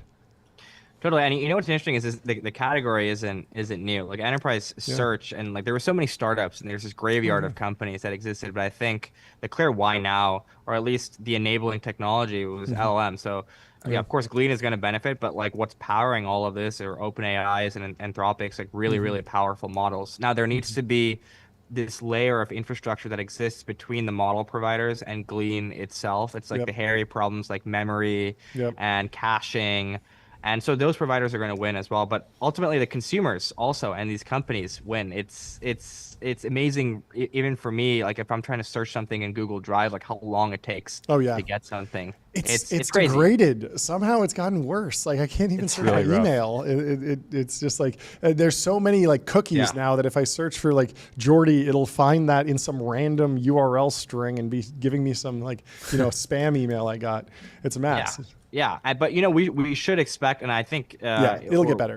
Not I think is OpenAI is going to release a product here. Oh, interesting. You will have like why does there need to be an application on top of this? Oh yeah, totally. I mean, they were teasing this a little bit with the what was it, the new I think there was a little bit of drama around different people not wanting other people to invest in Glean. That was one thing. OpenAI. Yep. But then there was also the latest news that that Deep Research now can search across GitHub, Google Docs, Gmail, Google Calendar, SharePoint, and so that feels like competitor. That's a Glean competitor. That's a Glean competitor. They're just not saying it, and exactly. And so I think for the applications that there is really strong product market fit with the large language models, we should expect the model providers themselves to move up the stack and address parts of these apps. Because I mean, if you think about like the models themselves, like yes, they make a ton of money, but they also burn a lot of cash because OpenAI is just trying to build that next frontier model. So they're going to go where the consumers are. Like, let me go buy windsurf, right? And be in the IDE. Let me go release something in the enterprise search space to compete with vendors like Glean. But so I mean, I think it's fascinating. Yeah. When are you ultimately, or the CEOs that you're meeting with today? When are it doesn't. I think there's areas in which people feel safe, right? If they're working on like a specific application of LLMs with a bunch of deep integrations and workflows, people generally feel safe today. But are you expecting a lot of dialogue around people just trying to assess, like, am I on the lab's roadmap and really trying to figure out, like, at what point they're going to get, Sherlocked? Yeah, you either have to be building on the right side of AI. So if you're trying to solve for deficiencies in the model today, and you're trying to build these things, like, very, very quickly in a couple of months, all of that tooling just didn't need to exist. So you just need to be building on the right side of AI. As these LLMs become more powerful, like, your application itself should become a lot more powerful. And how do you embed into workflows and also build all of the little hairy infrastructure things to empower all of that? Yeah, it's interesting. Like, ironically, like, wrappers, aggregation, aggregating demand, being a front door to AI, like, that's where a lot of the value has accrued, or at least, like, it feels like the foundation model companies feel most threatened by those approaches versus the threatened or just want to own them. They want to own them, or they want to compete with them directly, as opposed to okay, yes, you leapfrogged us on capabilities. That's much less of a threat than, you beat us on a benchmark. That matters a lot less than when people think of this particular AI use case, they go to this website instead of mine. That's more threatening to the foundation model labs, in my opinion. Totally. A good analogy is that the hyperscalers like GCP, AWS, and Azure are the equivalent of OpenAI and Anthropic for the AI world. And if you saw what AWS did, for example, right, with Elastic, they open source. Elastic was a very permissive license, and they open sourced it, and they started competing with Elastic itself. What Elastic ended up doing was they went to a much more restrictive license, but you still had AWS selling Elastic's core product, and then Elastic is also existing as whatever it is, a $10 billion business today. So I think, going back to your point, I mean, like, I don't think it's winner take all. I think the model providers are going to have a large portion of revenue and spend here, but they're also going to be really exciting AI native companies that exist on top. Yeah. Yesterday we talked to Vlad from InPhysical, working on API keys and secret management. Really cool company. Raised a $16 million Series A from Elad Gil. I wanted to know more about different strategies and approaches to building infrastructure plays that either play directly or alongside open source strategies. And so there's an open source package out there that's gaining traction. How do you build a product or company around that? Or you have a company that's built something, do you open source it? What are the different strategies that you're seeing? What's working? What's gone out of fashion? I just love some color on how to build either with or alongside open source in the enterprise. Yeah, I think open source is a double-edged sword. I mean, obviously we've been fortunate to back companies like HashiCorp and ClickHouse, and we've seen the commercial success of those businesses. But ultimately, for these companies, the biggest competitor is actually your open source project, right? Like why do I need to go pay you millions of dollars when I can just try to do this myself and fork it? And so, for the open source companies out there, I think you need to be really careful and just kind of understand where your product is going, the types of enterprise features that you could add that buyers would actually want you to pay for. Ali at Databricks, he has a good analogy here. Like building a massive open source business is like hitting 2 home runs simultaneously. One, you need a really exciting product where there's a ton of open source traction, and 2, you need to figure out monetization. In the case of Databricks, they had Spark and it was great, but they had to figure out a way to make Spark really, really cheap and easy to use. But they had to hit these 2 massive home runs to build a big business. So for the open source founders out there, I would say, like, really consider how you're going to commercialize this product. Yeah, what are the case studies that people are coming back to today? I remember learning the history of Red Hat Linux, built on top of Linux, of course. Fantastic business, wound up a public company. Then we've also heard the story of GitLab that went through Y Combinator, became a fantastic business. Databricks has a similar story. What other stories are people latching on to these days? What are kind of like the famous examples that people keep pulling from in this open source enterprise infrastructure world? Yeah, I mean, MongoDB is one, MongoDB. right? Look at the success of that business. And what's really interesting is that they released their cloud product much later from the actual open source. It actually came right before the IPO, and it's actually accelerated their revenue growth since. It's the only company where that's the case in enterprise software. So how were they making money before having a cloud offering? Well, they had an enterprise core version of their open source, but like then they also released a cloud self-hosted version of that product. Interesting. HashiCorp is another example, right, with Vault and all of these systems. And so they're obviously like companies that have been successful in doing this, but it's you need to be really careful, and you need to think about monetization.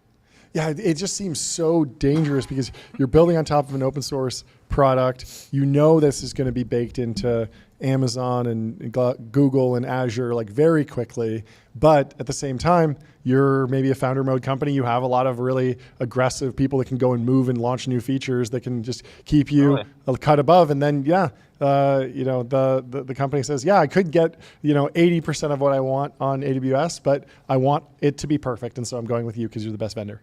Yeah, basically, is the total cost of ownership of having all of these developers internally and trying to maintain this in-house, is it much less than the actual service that they're providing, the enterprise service? If that's the case, then great. If not, then you really have to reconsider the strategy. Yeah, nothing's worse than having an open source installation and having to deal with we got to turn it off and turn it back on. It's much better to pay someone else to do that. And then it just creates just really interesting dynamics with the open source community, right? If I'm only going to release features in the paid enterprise version, and I'm going to kind of just stop releasing features to the open source version, and then your community is going to get upset. And so you just have to be careful. Yeah. Well, this has been a fantastic conversation. Thanks so much for taking the time during the busy day to check in with us. Fun ringing the bell. Come back on again soon. Yes. This is great. Send us some Thank photos you of much, you guys. ringing Really the bell. appreciate it. We'd love to see it. Yes, enjoy the rest of your day. Big gong. Yeah. Big we'll one. see you soon. See ya. Bye. Whether you're looking to get exposure to MongoDB or Red Hat Linux, go to public.com, investing for those who take it seriously. They got multi-asset investing, industry-leading yields. They're trusted by millions.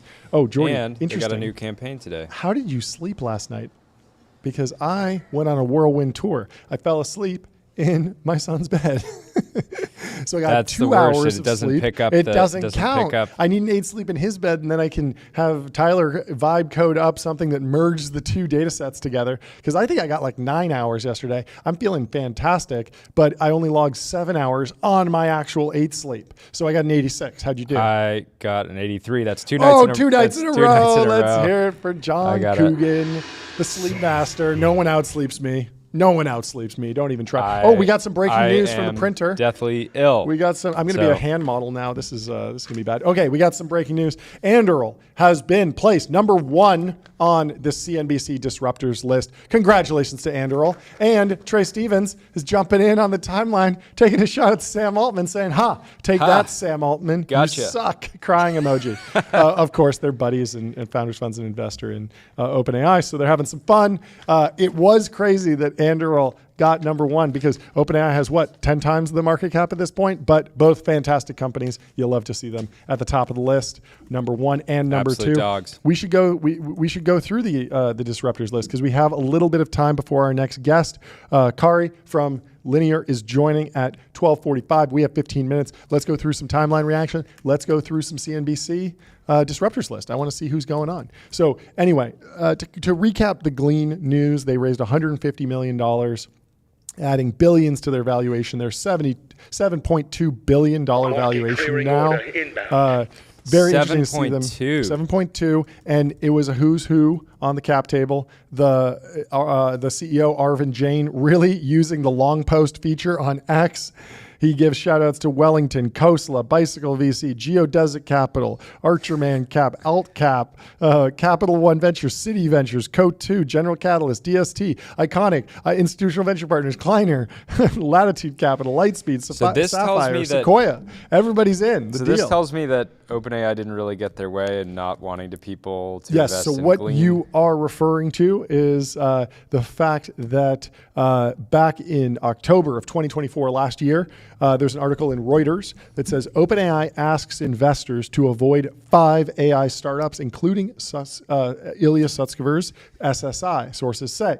So as global investors such as Thrive Capital and Tiger Global invest $6.6 billion in OpenAI, the ChatGPT maker sought a commitment beyond just capital. They wanted investors to refrain from funding 5 companies they perceive as close competitors. The list includes Anthropic, XAI, Ilya Sutskever's new company, Safe Superintelligence, and then where was the other one? Two application firms, Perplexity and Glean. And so this was kind of a funny moment because, Anthropic seems like the direct competitor. Glean was kind of just thrown in there. Yeah, but in many ways... But it makes sense. I don't know. In many ways, Anthropic is not trying to compete in the core...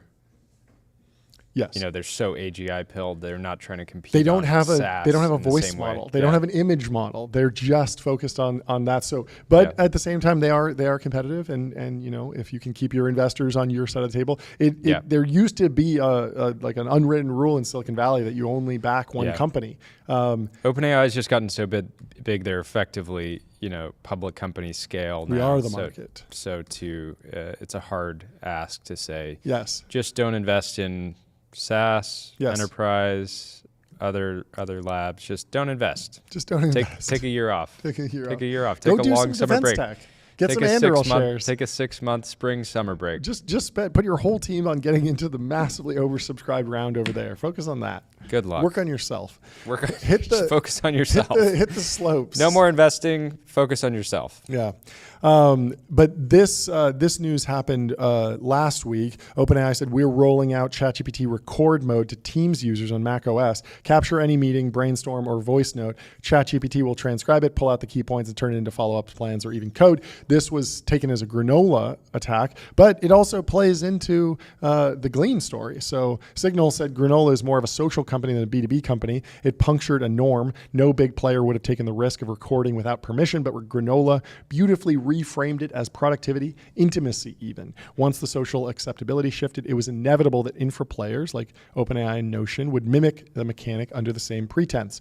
This is the difference between product innovation and cultural mutation. Tech can't move where the culture hasn't first been softened. And so... It's so interesting because Otter, do you remember Otter AI? Have you used them? I've used Fireflies. So Otter was started in 2016. Yeah. They crossed 100 million ARR. Yes. This year. Yes. And in many ways, it's very similar to granola. So I believe I inspired some of these because I don't want to take too much credit because I didn't build anything. But in 2014, I had a workflow where I would record meetings, audio. I would record the audio of Zoom meetings or Google Hangout meetings, and then I would send those to a transcription service that was not using AI at the time. And I would use Zapier to automatically do this, or Zapier. And the guy and the team at Zapier reached out and they wrote a blog post about my workflow as being like a cool example of how to use Zapier in an interesting way. And a couple founders reached out to me and said, hey, we want to build this as a product. And one of them was Fireflies. And it's like a banger company now too. Yeah. And obviously it's massively enabled by AI and only gets better and better. But yes, Kevin Wheel over at OpenAI, the chief product officer, said deep research can now search across GitHub, Google Docs, Dropbox, HubSpot, Outlook, Box, and even more. You can connect any chat to Google Docs, SharePoint, Dropbox, and Box. There's even an initial version of MCP support for HubSpot. This is big. There's record mode in ChatGPT, single sign-on for ChatGPT teams, so they are firmly going into the enterprise. And this was a point that people were making, was that ChatGPT for teams didn't feel like an enterprise product. It just allowed you to provision a normal ChatGPT instance to an employee and say, hey, we're covering the cost, basically. It wasn't truly integrated. Imagine how cool it'll be if we add someone to the TBPN team and they immediately get access in their ChatGPT to all of our internal documents, everything Yeah. that we have about all of our transcripts, all of our Almost like previous an enterprise Google Calendar. search product, Yes, exactly. somewhat That's like what they're Glean. doing. Somewhat like Glean, and so it was clearly on the roadmap, and they work towards it. Anyway, they're doing great. OpenAI's number 2 on the CNBC Disruptor 50. Then you got Databricks, Anthropic at 4, Canva at 5, Ramp at 6. Let's hear it for Ramp. Take a second. Congratulations. Using ramp. Love to see it. No Block surprises Safety there. at 7. We got to get the founder on the show. Very interesting company. Crime fighters. Crime fighters. They solve a ton of crime in America. More important than ever. AlphaSense. Kind of like productized Gary Tan. Yes. Gary Tan as a service. AlphaSense is at number 8. They, of course, acquired Tegus and are a market research team, market research firm, market Juggernaut. intelligence, juggernaut, big advertiser on Invest Like the Best. We love to see it. How? Octopus I was Energy. about I've to never say. seen I was about to Octopus say Energy. if there's a single company in That the I don't top know, 20, I'm cooked. Yes, I'm cooked. Yes, but And number 9, Octopus Octopus Energy. Look it up. Give us a breakdown. Haven't heard of them. Smarter, Stripes. greener, fairer energy for every Texas home. Is What are this they doing? a base power competitor? Interesting. I don't know. Do they make batteries or do they make solar panels? Break it down for me. I'll keep Terrible. reading while you do some research. So I'm on the website and I Okay, still break it don't down. know how it works. Okay. Well, all you need to know is that they're number 9. Let's have the founder on the show. Have him explain it to us. We don't need landing pages, Jordy. We get it straight from the source on this show. Yeah, there's a bunch of graphics of octopus. I don't know. Wait, really? Is it energy generation, energy storage? You do some research. I'm going to read through some Yeah, more so of the they list. do- They got Stripe at they 10, do- Revolut at 11, Thrive Market at 12, Metropolis at 13. We have the founder of Metropolis coming on the show in just a few minutes. Wow, would you look at that? Transcarent? I haven't heard of this. They care. They're at number 14. We got to look up them. Lead Bank, FinTech's Fixer at 15. Haven't heard of them. Carbon Robotics, Weed Tech. We talked to the founder of Carbon Robotics. That was an One awesome place company. for health and care. Verta Health. What comes after GLP-1s? That's an interesting company. We'll have to dig into them. Fruitist, the berry unicorn. We got to look into Fruitist. Fruitist. That sounds awesome. Saronic at 19. We know them. Grub Fruitist Market. is MoonPay is so still what up is there. the criteria for Writer getting on this list? We will dig into that Because let's. it's definitely not revenue. There's a whole bunch of great companies on there. You got Figma, Zipline, Sierra, Runway, Navan, So Shield Fruitist AI is on here. inspiring, enjoyable, and nutritious snacking. Okay. Fruitist grows the world's most delicious berries, bursting with flavor, crunchy goodness, and freshness in every bite. Okay. Here's how they chose the list. So they're all private. Have any of these? Yes. I'll go out and say I'm a huge fan of fruit. I think Mm-hmm. it's one of It's fantastic. God's greatest inventions yeah. and gifts. But have any of these fruit brands broken out? Fruitist seems like they've broken they're out. They're breaking on out. the list. Beautiful website. Yeah. Beautiful website. Do you want to hear about how they chose the 2025 Disruptor 50? I do. Okay. I got to know, John. So they're all private, independently owned startups founded after January 1st, 2010. They were eligible to be nominated. Companies nominated were required to submit detailed analysis, including key quantitative and qualitative information. Quantitative metrics include company submitted data on their sales, number of users, employee growth or lack thereof, and more. Some of this information has been kept off the record as it was used for scoring purposes only. CNBC also brought in data from PitchBook and IBIS World and compared those based on the industries that they are attempting to disrupt. There's a board of leading thinkers in the field of innovation and entrepreneurship from around the world, along with a newer advisory board that ranked quantitative criteria by importance and ability to disrupt established industries and public companies. This year, the 2 advisory boards found that scalability and user growth were the most important criteria, followed by sales growth and access to capital and community. It's very funny that Andurl's number 1 because, like, what are their user growth metrics? Like, that's not the metric for them at all. Like, users aren't a relevant metric. They're not looking at like MAUs and DAOs. They're looking at like how many things did we build. But still, yeah, so obviously very Fruitist important. coming in, I'm still fixated You're on obsessed with Fruitist. Fruitist. Because I guess going off of users, they're selling a consumable good in Whole Foods, but tough go for companies like Scale AI, which are down at 28 So Fruitist is better than Scale Fruitist is AI 18. on this list. So yeah, Okay. if you were going off of this, You go short, possibly Scale Meta, AI, long, yeah, Fruitist. it's possible this should be Meta's next target. Maybe. They should try to move up the list. Yes, get them all.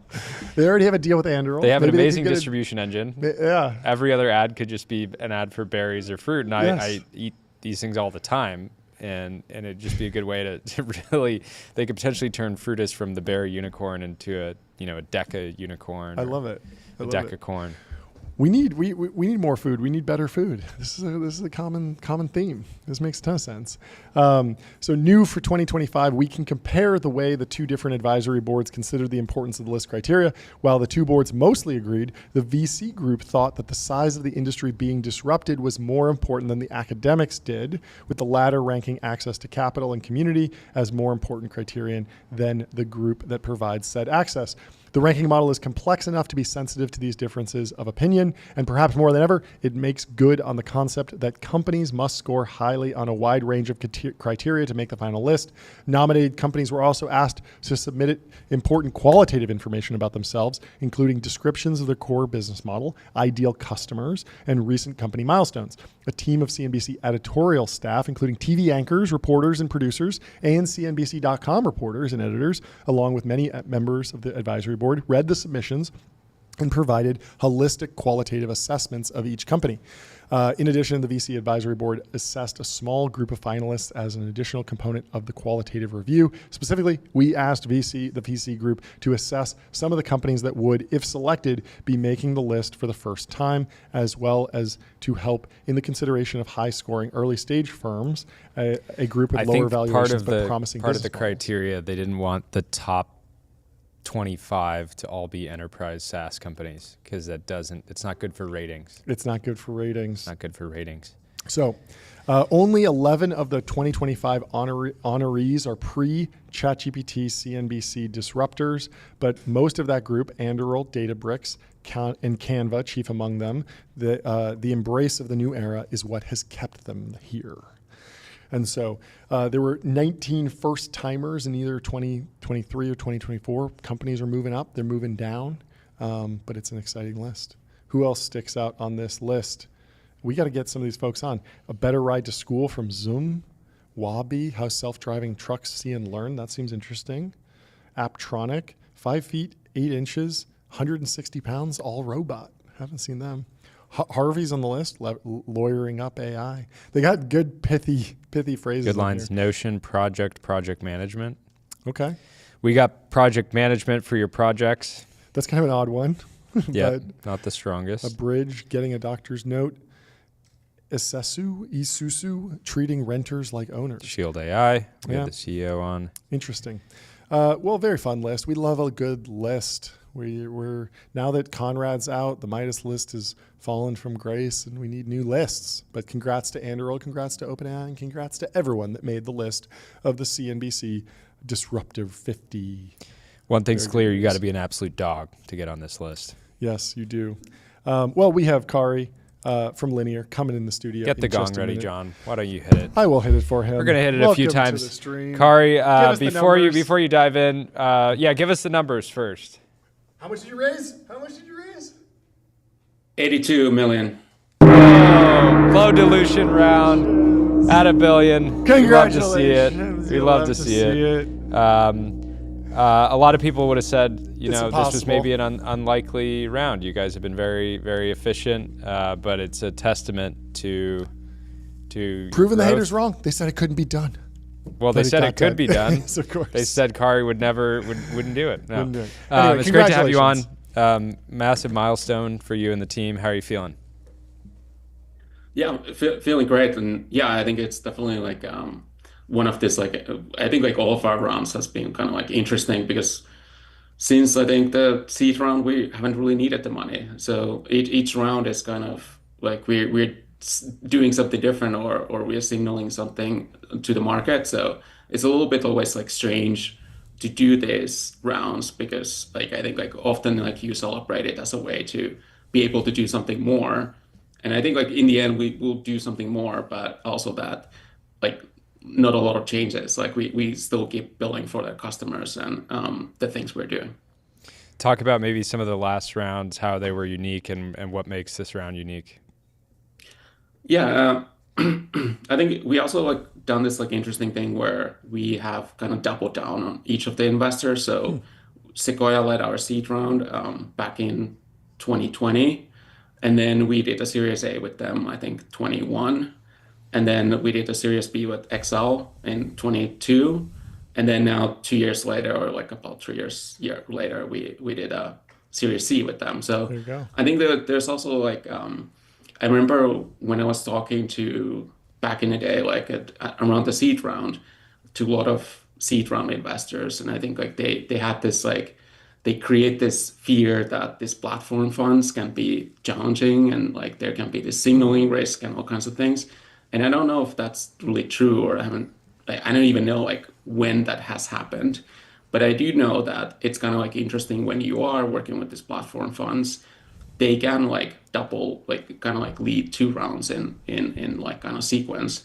And I think the benefit there is that you can kind of push down the dilution because there is they already have some kind of ownership, and they like I think like a lot of times with this game of like fundraising, like the actual absolute numbers don't matter, like how much you raise or what the valuation is. It's more like everyone is fighting for their percentages.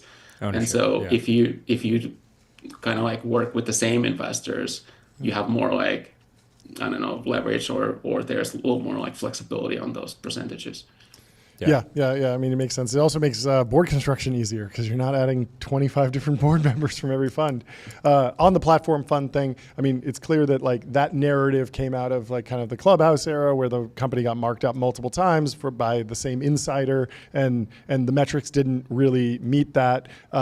Was this more of a Vibe round or an Accel round? How are the metrics tracking? What are definitely people? an Accel round. What are people watching? Are they looking like, is Mao DAO the key KPI? You don't have to give us the actual number, but like what is most important? Is it revenue, profit, EBITDA, EBIT? Like what metrics are most important for a round like this to get done in this era? I mean, like I think like all the later stage funds, like or later stage rounds, it is about the growth and the revenue. I mean, obviously different companies are different, so like there might be like other things, but for us, since we sell to companies, it generally like turns into revenue. Like we don't have a lot of like free users or free customers, or everyone is like a paid customer. I think it's like comes down to one is like kind of like the growth and the kind of position we have in the market. We've been able to capture quite a lot of the growth market these days, like the early stage startup, but also like the late stage growth market, like companies like Ramp or Mercury or Brex or and even OpenAI, which is like, I don't know, like very cool. if you categorize it as a growth company or like enterprise or what is that? I don't know. It's a massive Behemoth. company. Behemoth, yeah. Yeah. We need a new So word, I think- centicorn, something like that. Yeah. I think like I think like it comes down to like we work with the best companies out there. Yep. And I think like we also have like a lot of people really love the product and like they really want to use it. So I think like we have had a lot of opportunities that we could have additional investors join the board or like lead these rounds. But for me at this point, I think it's probably like in the next like the next time around, there's probably reasons to find someone new and like find someone with like some kind of specific or different skill set. But right now, I didn't feel like that's necessary. Right now, I think like the biggest thing what we're aiming for is that like we have this core business and product going with a lot of like 15,000 customers, like companies. That I think that I love it. the next thing is the kind of like the AI and how you probably heard it this like a million times on the show, but I think again the AI is like shifting the market and like how things work and like how software is built. And I think I like to do these rounds when we don't need to do it. Yeah. And we also like when we are about to hit something big. And I think we were about to hit something big with this. Like, Talk about some of the shift to discussions AI. around. Yeah, talk about some of the discussions, with Accel and some of the other partners and internally with the team around this sort of inflection point with agents, because for the first, you guys have had a bunch of integrations for a long time, but this is sort of a novel type of integration. I know you guys are working with, Devin and Cognition and other players And that feels to me like a lot of the Linear's position as a platform that can help manage agents feels like a major catalyst. Yeah, So some of those companies we've been working now, and there's a lot more coming. I don't have the exact dates yet, but I think we're also working with the bigger companies out there that are building some of the model companies. So hopefully those are coming soon. So yeah, I think with the agents, the idea is that we have built this like end-to-end workflow for like discovering and planning and building products, and it's like kind of familiar to these organizations and these product teams. And I think like right now, like we started seeing this traction from our customer base and also talking to CTOs. Almost every CTO out there is thinking about AI. Like how do we I think like the CTOs and the CEOs are writing these memos and like they know that the AI can help their organizations. But the problem now is like there's a lot of friction. Like the solutions are not that like designed yet. Like it's a little bit hard to use some of these tools or use this technology. So the idea here is that like we have this familiar system that people already use to do their work. And so we can easily introduce these agents and some of the other AI capabilities into it. So they don't have to like go somewhere else to do it, but they can kind of like continue what they're doing. But now instead of assigning task or like kind of like code bugs or something to humans or the teammates, you can assign them to agents and then work with them to solve them. So I think like the kind of like the idea there is that we want to make it as easy as possible for organizations to kind of adopt the AI or adopt these agents or adopt like the new technology. Because like a lot of the other companies are kind of like more building the underlying technology, but then sometimes it seems like it's hard for enterprises to adopt. Yeah, orchestrate them. I want to let you get back to building, but I want to get WWDC reactions. Yeah, we got to get your take on WWDC. I mean, Linear is a fantastic design-driven firm. I'm sure that there is a lot of internal chatter in the Slack or in the group chats about WWDC. How's the reaction been? Specifically liquid glass. Liquid glass. What's the take? Break it down for us. Yeah, I don't want to go too harsh on it until it's like in production. I do think like there's some discussion. I think that the borders are too rounded, and I think like some of the borders are off. Like they're not following the right, like when you have like two rounded rectangles, you should kind of like follow the same curve with those round like the border radius. So it looks like kind of like an even, like that there's even spacing alongside all of the kind of path. But I don't know if that was a mistake someone did for the keynote, or they just didn't want to, like, I don't know, they didn't do it correctly. Yeah. I hope it was a mistake. I think it seems like really, I think obviously visually interesting, but I'm still like skeptical until like I see it, like how well it actually works in practice. Like at Linear, actually, we did have some of this. We had this like translucent UI at some point, and then I decided to remove it because I thought it was like too distracting, and it actually was kind of slowing the application down. So I decided to remove it, and so I'm hoping that Apple can make it performant and also not distracted. Yeah. Do you think there's always going to be readability challenges with it, or is it something that they can solve? I mean, I think the starting point, it is hard to like solve that, because like I think that was my experience with like having like transparent UI as well, is that it can work well if you have a nice, like, I don't know, solid color background on your computer or something. But then like if you have like a photo, like on the phone you have a photo of your family or something, it can be kind of bright, and like there can be a lot of different things going on in the background. So I do think it will be hard to like make it kind of easy, like the contrast to be enough to read it. But I don't know if they're gonna do some kind of magic there that they could figure out like what's on the background and then adjust it somehow. I'm hoping that they can figure it out, but I remain a little bit skeptical until like actually our see batteries it on our batteries are going to be cooked. I'm rooting for them. I think they'll figure it out. Well, anyway, congratulations to you and the whole team, And excited to see what you guys continue to cook up. Yeah, this is fantastic. Just getting started. We'll talk to you soon. Have a good Cheers. one. Thanks. Bye. Have a good one, Karri. Let's check in with Tyler. Apparently, he has iOS 26 installed. Give us the update, Tyler. How's it going? Let's see it. Yeah, so I got it fully installed. I mean, we might have to put those posts in the truth zone. It looks pretty good on my phone. It looks good. It's Wow. like pretty readable. Give us the review. I think it's I like it. Okay. I might keep it. I mean, it's a bit slow on my phone. That Okay. might be because Which one do you have? I have an 11, so it's like 6 years Whoa. old. Wait, I'm on like 16. He's or got a something. vintage I'm a little behind, iPhone. so it's either that or I think also usually in the beta versions it's a bit like slower. I have a 16 Pro. I'm Yeah, I might have to light upgrade. years ahead of you. Oh my god. But Wow. Okay. yeah, it looks pretty good. It looks I'll good. bring it up there. Okay, cool. Yeah, Yeah, bring it yeah, up. yeah. Let's Bring see it it. up. Let's Let's see see it. it. We're putting it on the printer cam. We'll see it. Yeah, here we go. Okay, cool. Can we see? I don't This- see much. It actually looks pretty similar. How Let's is see it? the. I expect. Okay, there's Yeah, translucent. this doesn't look as. It's mostly just the ridiculous. home screen. Like Yeah. if you go, I went to a bunch of the like Here, Apple open apps. Hinge. The calculator looks open as Hinge. No. I'm kidding. Yeah, I mean, you can see the glass effect like right here up at the top. Yeah, it's nice. It's It's nice. and look, so look at the search bar as I scroll the apps here. You can see, that glass effect. It's not too bad. You bring down the settings. I'm bullish. This is groundbreaking. I think this is groundbreaking. I think this works. This is pretty readable.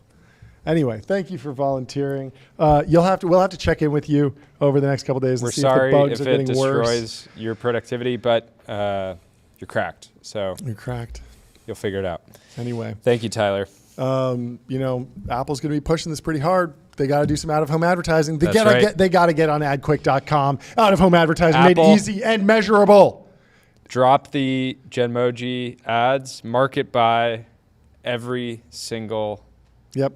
billboard in San Francisco Tim, for say iOS goodbye Tahoe. to the headaches of out-of-home advertising. Only AdQuick combines technology, out-of-home expertise, and data to enable efficient, seamless ad buying across the globe. I'll be right back. We have our next guest, Scott Belsky, coming into the studio in just a minute. In the meantime, we will react to some posts on the timeline. Kendall says, trying to quickly change the subject on the Zoom call when everyone else is cracking jokes about the Waymos, and I can feel myself choking up. Lots of sympathy for the Waymos. Lots of coverage in the Wall Street Journal today about the burning Waymos, talking about how this played directly into the hands of the Trump administration by making the tech company clearly align with against the burning of Waymos. Very sad to see. Hopefully things resolve. It does feel like the report from LA. I've been driving around today. It feels like things have calmed down a lot. In general, I was able to drive all the way across LA and without any. I was in downtown, didn't really notice anything, and so it does seem like things are calming down, thankfully. Anyway, I like this post from Tyler. I'm going to mispronounce this name. Well, I'll just say Tyler. He says, unlike the rest of you cowards, I think the Y Combinator valuations are too low. We will find out what the valuations are coming in at tomorrow when we're at YC Demo Day live in San Francisco. We're bringing a huge swath of the crew. We're going up right after the show wraps. The team is stoked. We'll be giving out hats. We have a whole bunch of different hats, some TBPN hats, some ramp hats, and the ramp hats have TBPN on them. So they're all limited editions. I think people will really like them. So if you're a founder at YC Demo Day or you're an investor at YC Demo Day, stop by our table. Come chat with us for a couple minutes, and we will get your take and hear your pitch, and hopefully turn your demo day into a massive party round, because we will be live from the Palace of Party Rounds. Mike Solana reposted the video of the Waymos leaving Los Angeles. Apparently Waymo is moving their cars out of LA. I don't know how real this is, but it was a video of several Waymos driving through LA kind of all together. Maybe they're leaving. Getting doesn't out of here. quite make sense because you think you could just put them wherever they store them and charge them and clean them. But Yeah, I don't who necessarily believe that knows? this was a response. This seems like fake news, but Solana has a great post as always. The elves are leaving Middle Earth. Very funny. Anyway, Ramp has a post in 2012. In 2024, Ramp placed 32 on CNBC's Disruptors 50. This year, number 6. They're grateful to their customers for betting on a better way and allowing us to fix the parts of finance people hate so they can do more of what they love. And shout out to our friends at Anduril for making number 1. What a fantastic lineup over there. What else is in the news? Warner Brothers. Oh, wait, we have Scott Belsky in the studio. Let's bring him in. How are you doing, Scott? Here he is. Finally. Long overdue. Welcome. I'm sorry it took me so long to invite you on. I'm so glad we could make this happen. It's fantastic to finally meet. We were sending invites constantly, mentally. We were like, this is a dream guest. So thank you so much for taking the time to join us. Would you mind kind of setting the stage for us? Because you've done a lot in your career. What are you focused on right now? What's interesting to you? And then we can kind of dig into all the hot topics of the day. Well, first of all, it's been fun to watch you guys at work. And congrats on just, creating conversation, which I think is appreciated by all of us. What am I up to these days? I mean, my obsession has always been the intersection of creativity and technology. Yeah. Behance is probably 58 million, 60 million creatives online right now showcasing their work. Yeah. That brought me into Adobe. Yeah. Had a long stint at Adobe, leading emerging products and design and various other new things there. Now I'm excited to kind of explore the world of storytelling and the role that technology plays there. Obsessed with the implications of new technology, that emerge. And I love engaging in conversation about, I think you guys were talking about the implications kind of writing I do and riffing off of, I don't know, like what's going to happen because of what's going to happen is the question. Yeah, it's a big question. It's a big question. Maybe we should start with some of the news that's coming out of like this idea of collective memory, what's going on in the enterprise. We were talking about Glean, OpenAI, deep research. There's so many new products. We're using stuff. We're wiring up stuff. We have an intern in the corner vibe coding different stuff for us. We're essentially a podcast or a live show, a media company, and we're writing software. Everything about how we're building this media business is different than I think people would have done even just a few years ago. But it's actually crazy. If somebody told me 3 years ago we have a show, podcast, and we're building a bunch of internal software, I would be like, I that's would a huge just mistake. be so bearish. Huge and mistake. yet we get so much value out of our internal software we call Newsmax. But anyways, back to you. No, I mean, I think first of all, it's when you're building a new team from scratch these days, it's almost like you're able to build with another new generation of tools, as opposed to retrofit something built with old tools. Totally. And so I do think there's this advantage that a lot of new companies are realizing now, or new teams within companies. But you asked about this concept of collective memory, which I've been obsessed with. This notion that the context window of these AI tools that we're using, of course, those context windows are growing, which means that their memory of us and their understanding of us is growing and persisting across all the inquiries we have. And this is becoming almost like an extension of our knowledge and opinions and identity and everything else. And it's great when these LLMs get to know us and give us better and better answers to our questions. What happens when in the enterprise we access each other's memory? Yep. Right. So if the context window of me working, as one of your interns for years, is suddenly accessible to you even when I leave, are you able to keep saying, hey, what does Scott think? Or, or what did Scott do? And we had this situation. And does that belong to the enterprise? Mm-hmm. And you do see, by the way, like every company right now trying to build this memory for each of its products users. And in some cases, a lot of companies are building connectors to get the data from other products that customer uses to enrich that memory and understanding of their customer. And it'll be interesting when that kind of memory that's for each of us becomes a collective memory. And then what happens in the social, like in the consumer world? Like, does your girlfriend say, like, I want access to your context window, your memory, and is that kind of weird? I think there's all kinds of weird questions and implications that arise from that. Do you think memory can be the lock-in that I think certain companies would like it to be? It doesn't feel like it is yet, but I think there's still an idea that it could be. Yeah, Well, sometimes it actually goes the opposite way. Like I'll ask ChatGPT to tell me a joke and it'll be like hyper specific about something I talked about a year ago. And I'm like, that actually makes the joke worse, ChatGPT. Like I'd prefer if you ignored all my questions about trains or something.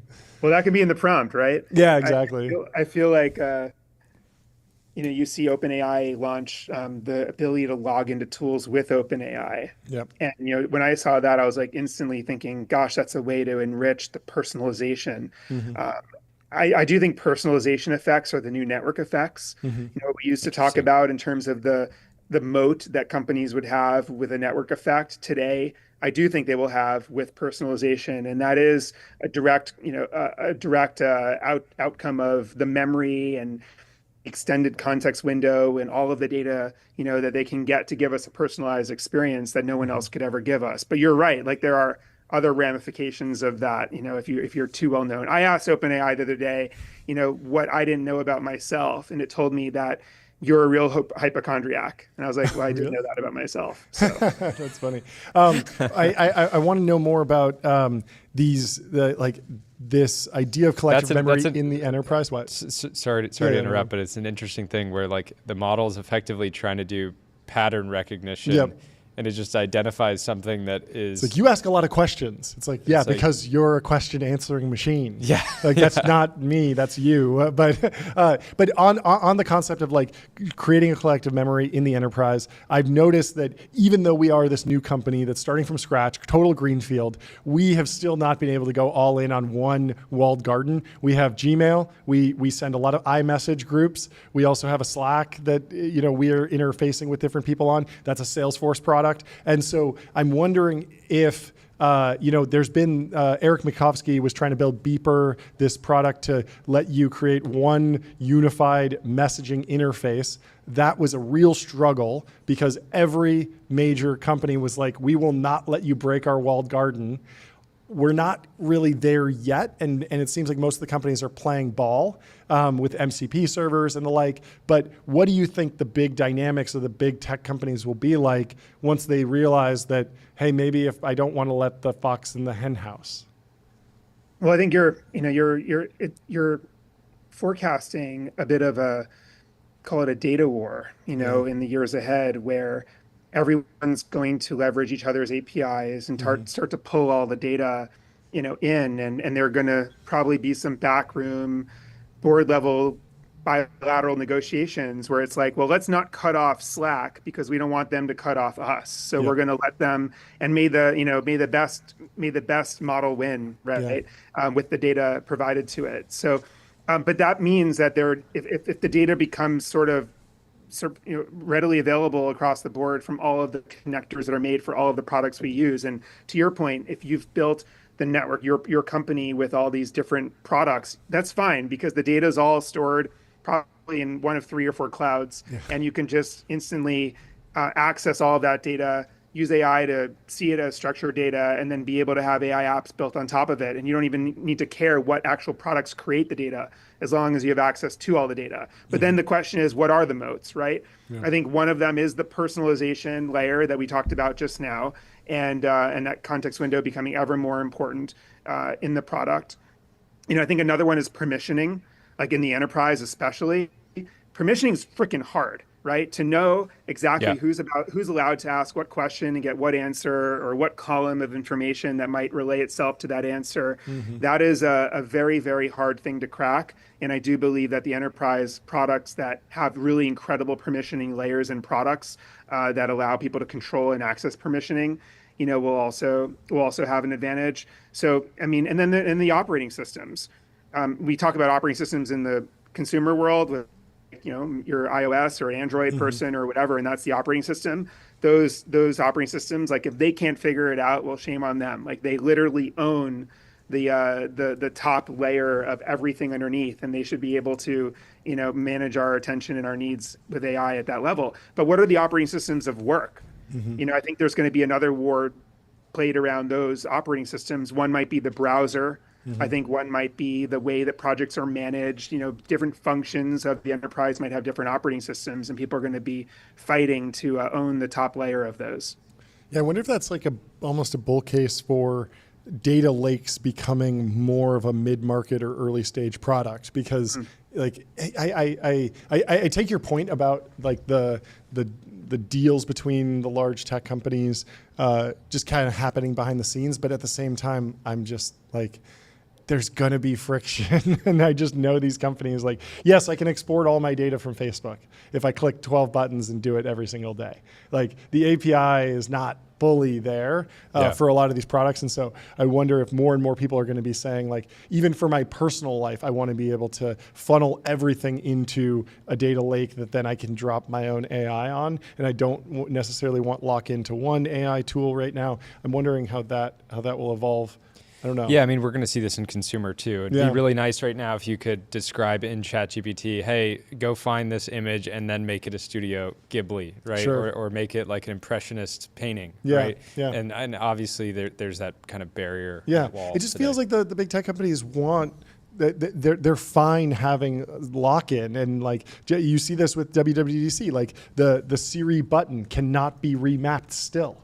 And it's like, that would have been an easy thing to do. That would have been something that a lot of consumers demanded. What was your reaction to WWDC and kind of like how the AI Apple decisions are playing out? Yeah, I mean, I think it's a really fascinating time, in that company's history. I think from the outside, we're questioning like, where's the vision? Where are we all going? And I think inside, it's probably some sense of let's wait until we're really ready. We've had a few false starts. We can't get it wrong again. And so we're probably going to get something that's more fully baked, which is hopefully great for Apple. I never discount Apple because of its DNA and its rigor and the quality of talent that's there. On the other hand, like they're late to the game at this point, like super late. And I also wonder the things we discussed just a minute ago around personalization and some of the moats they're going to play. Also, by the way, remember, this is a new era of experiences that is all about data. And Apple's always been all about privacy. So Apple, in some ways, as a policy, has done everything to make it impossible for others to get others' data. And here we are in a world where, that's what's going to enrich the experience we have from AI tools. So I think it's a different era. Do you think that Apple will end up looking really smart on privacy? Like, we're in a very chaotic time where people will let a new software, company just have full access to screen audio, recordings. Visual, screen recording, record my everything. screen. That's like it does okay thing now to ask for. And I'm even surprised at this point that we haven't. I can't remember a major incident of a model producing private data in response to sort of like a general query. I've heard right? about like little anecdotes here and there, but nothing really concrete. You can imagine a world some days where people get their kind of totally lines crossed, and you ask about some acquisition, for example, and somebody at some point dumped in. You even tried to get ChatGPT to guess a picture that was from your own house, and it was smart enough to say, "Hey, you're maybe trying to spy on someone, so I'm not going to do that." Even though it would basically gave me like the exact description of it without giving me effectively the street. So it knew not to step up the line. I don't know. Anyway, on privacy. I mean, it's a great question. I always go back to first principles on this one, and I say to myself, first of all, what do we know about the next generation? They seem to care less about privacy than the generation before them. Number two is we're willing to trade a lot for less friction in our lives. And it seems like people are willing to always click accept or yes or yes or yes, again, just to be able to have a frictionless experience in a product. Now, I think you're surfacing the point that we don't oftentimes realize like how much we're giving over in those instances. And I think the world of AI will make that very apparent to us, because we'll start getting these personalized experiences where like, how the hell do they know that about me, right? But I don't know, like there's also a part of me that says that the best technology takes us back to the way things once were, but with more scale and efficiency. Well, the way things once were hundreds of years ago is we were known. Like everywhere we went in our small towns, we were remembered. They called us by name. They knew our kids' names. They knew our favorite cut at the butcher. Like you were kind of known. And in some weird way, we're being brought back to a world where we're going to be known again. That's interesting. The question is, we want to know how we're known. And also, we don't want to be known by people that we don't trust. Yeah. There is kind of this interesting economic dynamic where there's almost like a de facto bug bounty for privacy, in the fact that if a company like Apple has a privacy fiasco, that could wipe off hundreds of billions of dollars of market cap. And so they have this massive incentive to invest to not have these privacy fiascos of the data to leak. And so you have kind of this massive economic capital cannon towards let's secure the public clouds. And so one of my former colleagues was making the point that in terms of open source AI versus closed source AI, oftentimes it's actually better to trust a hyperscaler with your data. That because it's harder to break into an AWS data center than it is to the on-prem server that, yes, you're running it, but you're the only security guard. And what happens if someone breaks in and just takes the rack? Like, I'll tell you what, though, like here's a bullish case for Apple, would be that models are all going to be local, you know, in X number of years. The most like if you look at the performance of LLMs, right? There are these small LLMs and there's these ones that run locally on devices, and the delta between those and top LLMs is of course decreasing. And so as chips get better and LLMs run locally, you can imagine that all of your data can actually be stored locally in a super encrypted way. All these local models can operate to answer all of the questions you have, can search the internet when is necessary. And maybe we all opt to this like super private AI world. Maybe for all we know, Apple's optimizing for that flag that they know the puck is going to, you know, and they're going to launch who knows how many years from now, like 100% local AI experience that is world class with zero privacy considerations or risks rather. Yeah, that makes a ton of sense. I don't know. Can you talk a little bit about knowledge arbitrage? Like these models, we've gone from massive databases of facts, and so there wasn't as much incentive to just be the person that memorizes all the facts because you can just Google it on your phone. Now we're in this age of even more significant knowledge retrieval, intelligence potentially too cheap to meter, if we can call it intelligence. What is knowledge arbitrage? Like what yeah, I mean, it's funny. Like when I think about the term knowledge arbitrage, like I'm actually brought back to, and I think this is very relevant for like people who are listening to us or kind of earlier in their careers right now and figuring out like how to plot their path forward. You know, you go back to the early 2000s and the people who stood Twitter and social media and things like that were getting hired by like CMOs of Fortune 500 companies to school them on what the heck this thing was and like how to have their brand participate. And it was really looked upon as like this complex, crazy thing that every leader in corporate America felt they needed to understand. And so there's this moment of knowledge arbitrage where people who were like, you know, in their late teens, early 20s, who were deeply natively familiar with this stuff called social media could just like school the people who had no clue. Here we are again. You know, you have the leaders of all these Fortune 500 companies saying, oh my gosh, like we have to refactor how we work and every function is going to operate differently with AI. But we don't even know like when to use ChatGPT. We don't even know what a prompt is and like how does this stuff even work?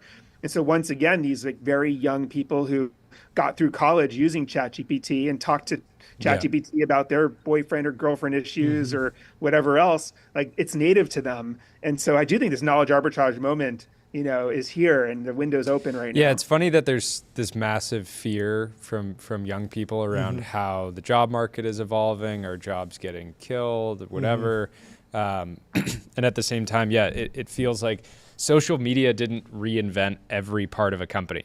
Like it sort of massively changed marketing and how you should focus marketing dollars and how you should think about building brands and all these things. But it wasn't something that changed internal comms, like you're talking about with like collective memory. It wasn't something that changed a certain aspect of the business, like compliance. It didn't change, you know, it wasn't this sort of like full stack transformation. And for that reason, it creates more opportunity than the social media wave to just get good at using LLMs and agents and whatever other tools you have, and then use that. I mean, the last person that we hired was somebody who vibe coded like a guest directory for us, and they did it last like Friday. last Thursday, and then we hired them. We on hired Monday. them and then we saw it like Friday. They started on They Monday. came on.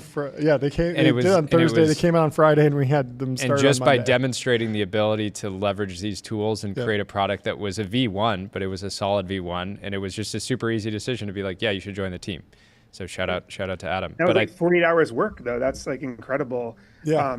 So by the way, that's changing the way product is even done. Like I'm so used to a world where you concept, you do like a sort of, product scoping session, then you have the designers work in a product like Figma and make prototypes, and then engineers don't even see it until the prototypes are locked, and then it's like redlined, and engineering start to like, now it's a different world, right? Yep. It's like we need this to be done. You kind of vibe code it out. In parallel, a designer says, okay, let's how to finesse it. Here's how we can maybe change that, make that more accessible to more people. And then you just deploy and test and iterate. It's a whole different product stack to some degree. And that's why I always say the best talent these days is like a collapsed stack talent strategy where you hire people that have exposure to different parts of the stack, whether it's engineering and design or design and copy or product and design, because you're just trying to collapse the stack with the types of people you have so you can leverage these tools, efficiently. Can you talk a little bit about agency? It's an interesting concept because we don't have like an eval for it in terms of the LLMs. We're destroying all the benchmarks in math and IQ, but the models don't seem to have volition, and yet the trend is around agentic applications. We're trying to give them agency.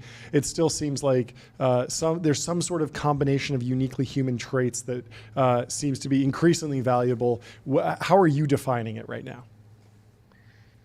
Well, I think that when you talk about sort of agentic workflows and the role, the role of agents in the future, and I think about it, every company, I'm calling companies these days in my mind cognicos, like cognition-driven businesses, where it's ultimately inference in the center, right?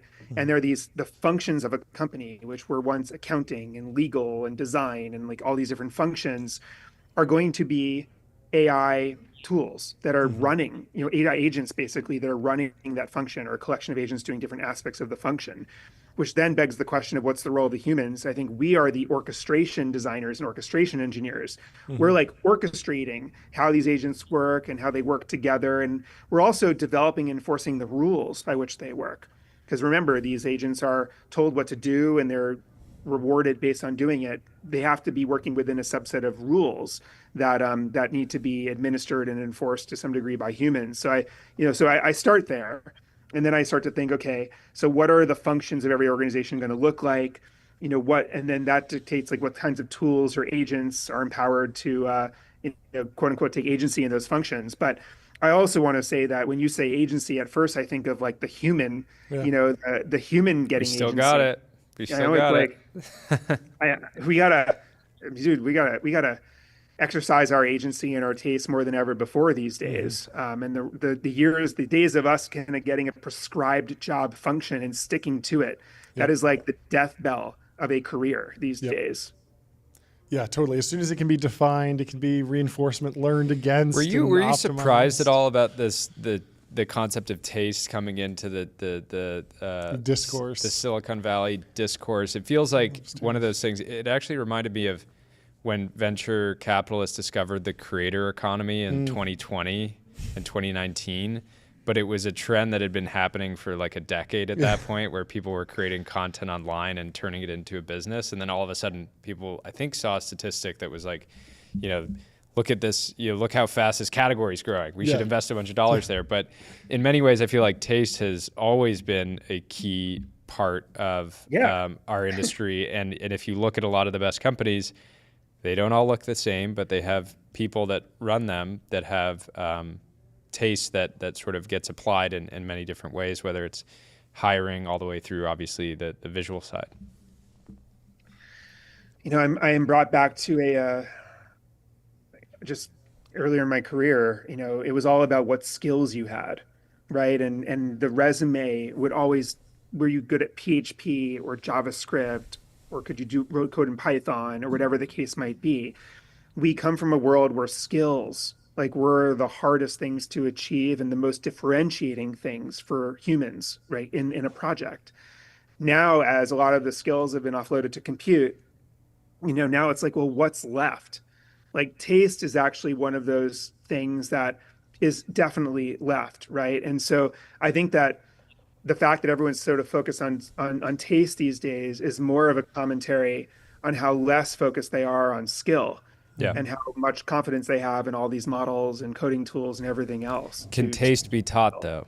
That's the question. Skills can be taught. Can taste be taught? Like, can taste be taught is like a thing I think about in debate all the time with friends. What is taste? Gosh, it's like the human experience, it's childhood traumas, it's mistake of the eyes, it's judgment, it's knowing how many things to see before you make a decision, but it's also knowing how to choose something that isn't so on the nose, but like leave something for the imagination. It's knowing where people are going as opposed to where people are. Like, I think it's all of these factors that are so critical, whether you're making a product or making a marketing campaign or a film or whatever the case might be. And I just, I think that hopefully we'll just over-index on human experience in order to achieve taste.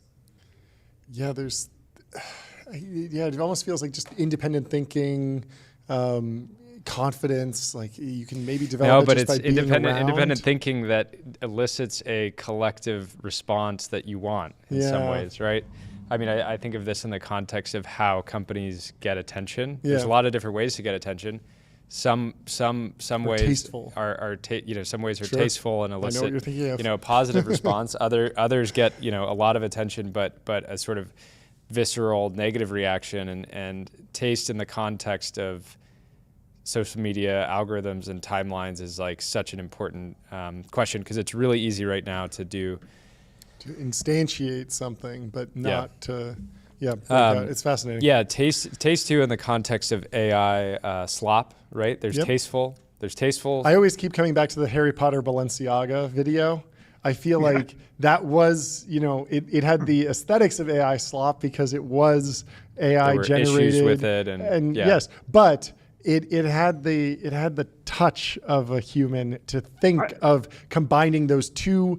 Yes. Kind of completely Disparate ideas. unrelated, disparate ideas. And when you put them together, it was something that you had to watch. And by the way, that's perfect evidence. The fact that you're still citing that, despite how many months, if not years, of content generation has happened since, it shows you like the taste still stands out. And that's why, people are like, oh my gosh, content is commoditized. Like everyone can do everything now. Oh my gosh, this is horrible for Hollywood. Yeah. My view is the opposite. Like in historically, when anything becomes commoditized, whether it's shoes, clothes, handbags, liquor, whatever case, like that's LVMH. Like LVMH is in all those businesses, but they're doing the higher end, meaning infused, more scarce version of that thing that's available to anyone. Yeah. Here now content is commoditized given all these new tools. And I think as consumers of content, we are going to seek more scarce, meaning infused, human, brand signaled versions of content to fill our attention and time.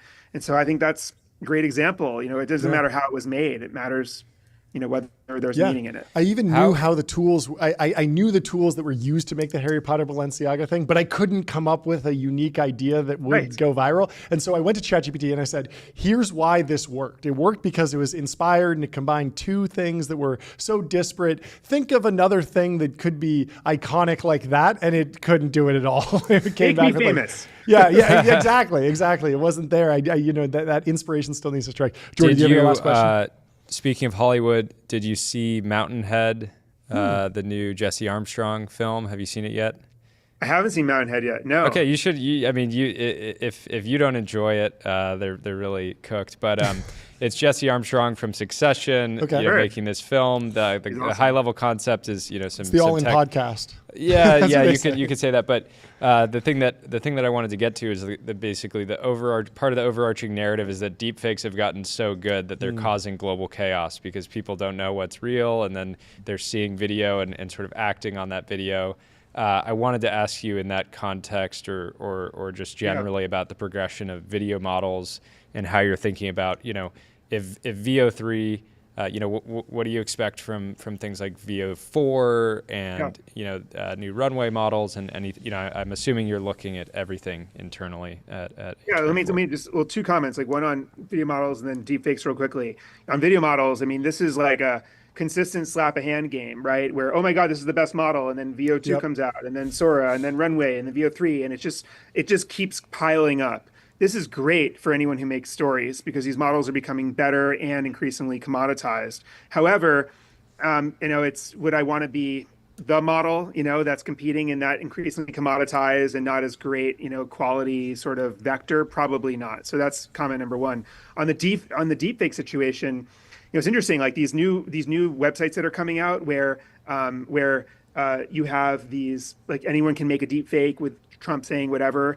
I actually think they're playing a secret value to society by inoculating all of us. Totally. Like if we all get a fake Trump said something crazy video tomorrow, and we're inoculated from the fact that we should no longer trust what we see, that we should, instead of going from a world where we would trust but verify, go from a world, to a world where we verify then trust. Yep. Like that would be good for humanity. So I'm actually, for that inoculation because I think that we need it, and we're gonna want to know where stuff came from. If you didn't see it live on TBPN, it didn't happen. No, in a weird way, it might save legacy media, because if legacy media orients around it orients around, like if CNN were to say, we are, there's a bunch of the, you have usernames like Autism Capital that are sort of de facto news on X, right? These are accounts that get billions of impressions, and they act as news content. Yeah. But if CNBC and CNN and other services can really orient around, we did we were late to the punch on this, but we did the work to verify that it was real. It actually might save. Totally. And there's credentials now. There's metadata through things like content credentials that go into assets that are made on certain cameras and edited in certain software. And and whether it's TBPN or CNN or anyone else can surface that information in the reporting and say, we verify this is done by the so and so and was edited by so and so. And I think that adds to a layer of what people are going to need and want in the future. So make it happen. Thanks so much. Yeah. I wish we had 90 minutes. Yeah. This was super fun. Well, you have to come back on soon. Awesome. Yeah, to be continued. Great. Have a great rest Scott. of your day. We'll talk to you soon, Scott. Bye. Cheers. Really quickly, let me tell you about Bezel. Go to getbezel.com. Your Bezel concierge is available now to source you any watch on the planet. Seriously, any watch. And we have our next guest already in the studio, Roy from Bloomberg Beta, coming in to talk about his latest fundraise. How are you doing, Roy? Great to meet you. Fresh capital in the bank or committed or something like that. What? How much capital did you raise? Talk to us. Okay. How much? You hit it 75 times for 75 million. I'll take one customer sale over fresh capital in the bank. The old No. Capital formation is the highest calling of man. It is. Say two guys who do not intend to form their own capital unless That's right. But we're in the business of covering capital formation and celebrating it. But congratulations. What are you most excited about? Where are you planning to deploy this? What is how is the money burning a hole in your pocket? Yeah, so we 12 years ago started this firm to say we're going to do day zero investing in startups, and I'll just give the context because the answer is going to be the same thing. Startups that are future work oriented. Our bet at the time was our personal lives have changed a lot, our work lives have not. Maybe that'll change. Like people were still using Lotus Notes for email, and now on our fifth fund, we are doing basically exactly the same thing. The craft of day zero, work closely with the founder. And what's burning a hole in my pocket is continuing to do that, and I'm looking at our fund one companies and feeling like they're still midway through the journey. Replit, Flexport, Campus, We love these companies. Most of them have been on the show. Fantastic companies. Yeah, no, I've loved watching them. That's part of what I love about the show. What percentage of funds, venture funds, make it to Fund 5? That's an excellent question. It's got to be like 5%. Yeah, very low. But I always feel like that's sort of like those stats about what percentage of startups like raise their Series B. It's like if the starting denominator has a lot of meh in it. I think to me the more interesting question is who gets hot off the press. I printed your post because it appears that you printed your post.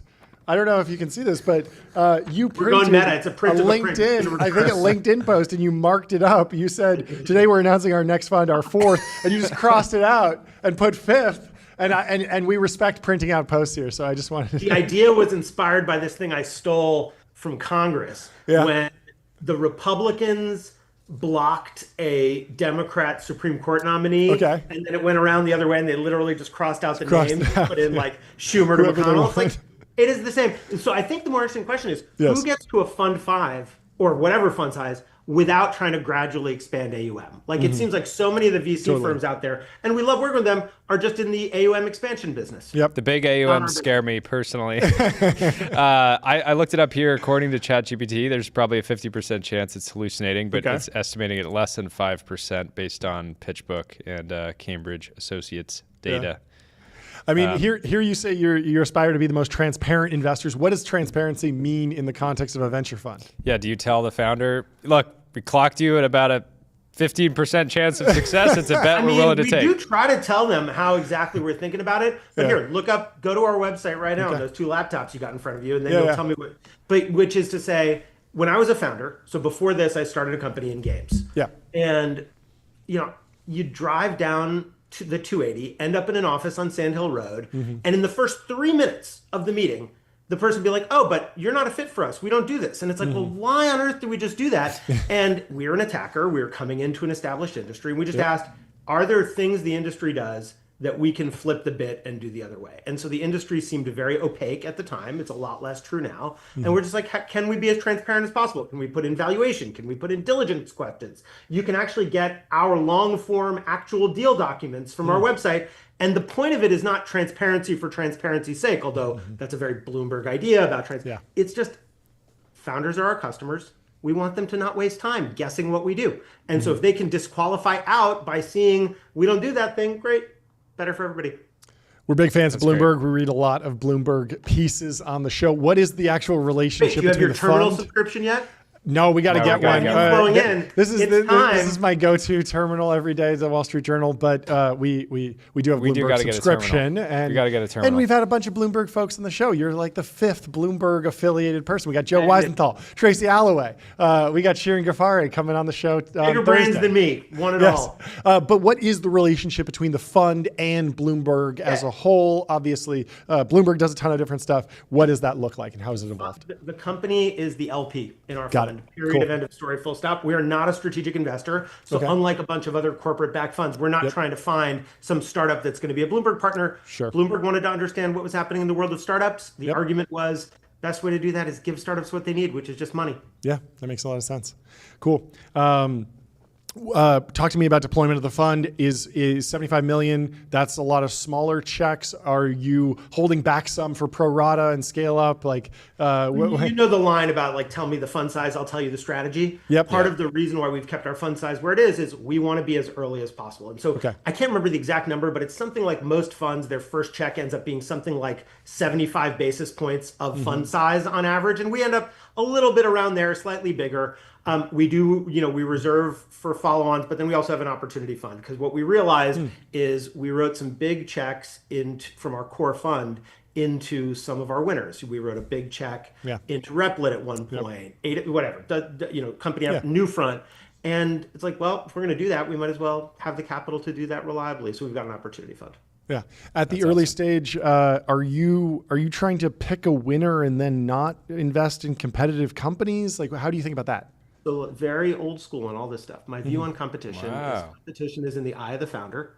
Like I have a attitude on this, which is if I back you, I want you knowing I have your back, not that I'm thinking about which of your competitors to introduce to somebody. And so any founder we invest in, if they tell us that a company is competitive, we won't invest in that company. Shit still happens, like companies pivot into being competitive, and we're going to work it out. But that's the principle. But that's not on you. Driving the news cycle this week, you got WWDC, Apple kind of pulling back from the news cycle. It drove the news cycle kind of by necessity. But I kind of feel like if you had said, "But nothing happened," would we have all just nodded along politely? Well, our intern Tyler spent hours today setting it up. So he assembled the first American-made iPhone yesterday. Today he installed arguably a harder challenge installing a beta.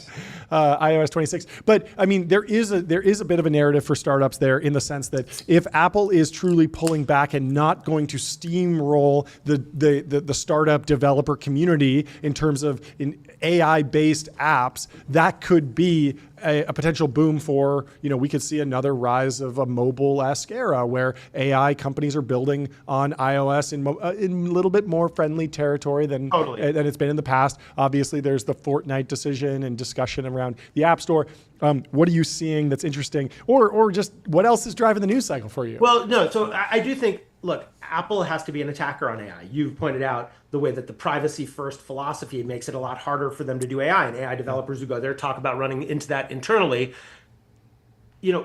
All the big tech companies want to be the platform on which everybody else sharecrops. Yep. And at the moment, that's OpenAI and Anthropic. It's like you have all these fast revenue growth businesses. Sharecrops is such a savage but real way to describe so Everyone much wants a of 30% tech. cut. It's just 30%. Just give me 30. Just 30. It's not 30. 50. 30.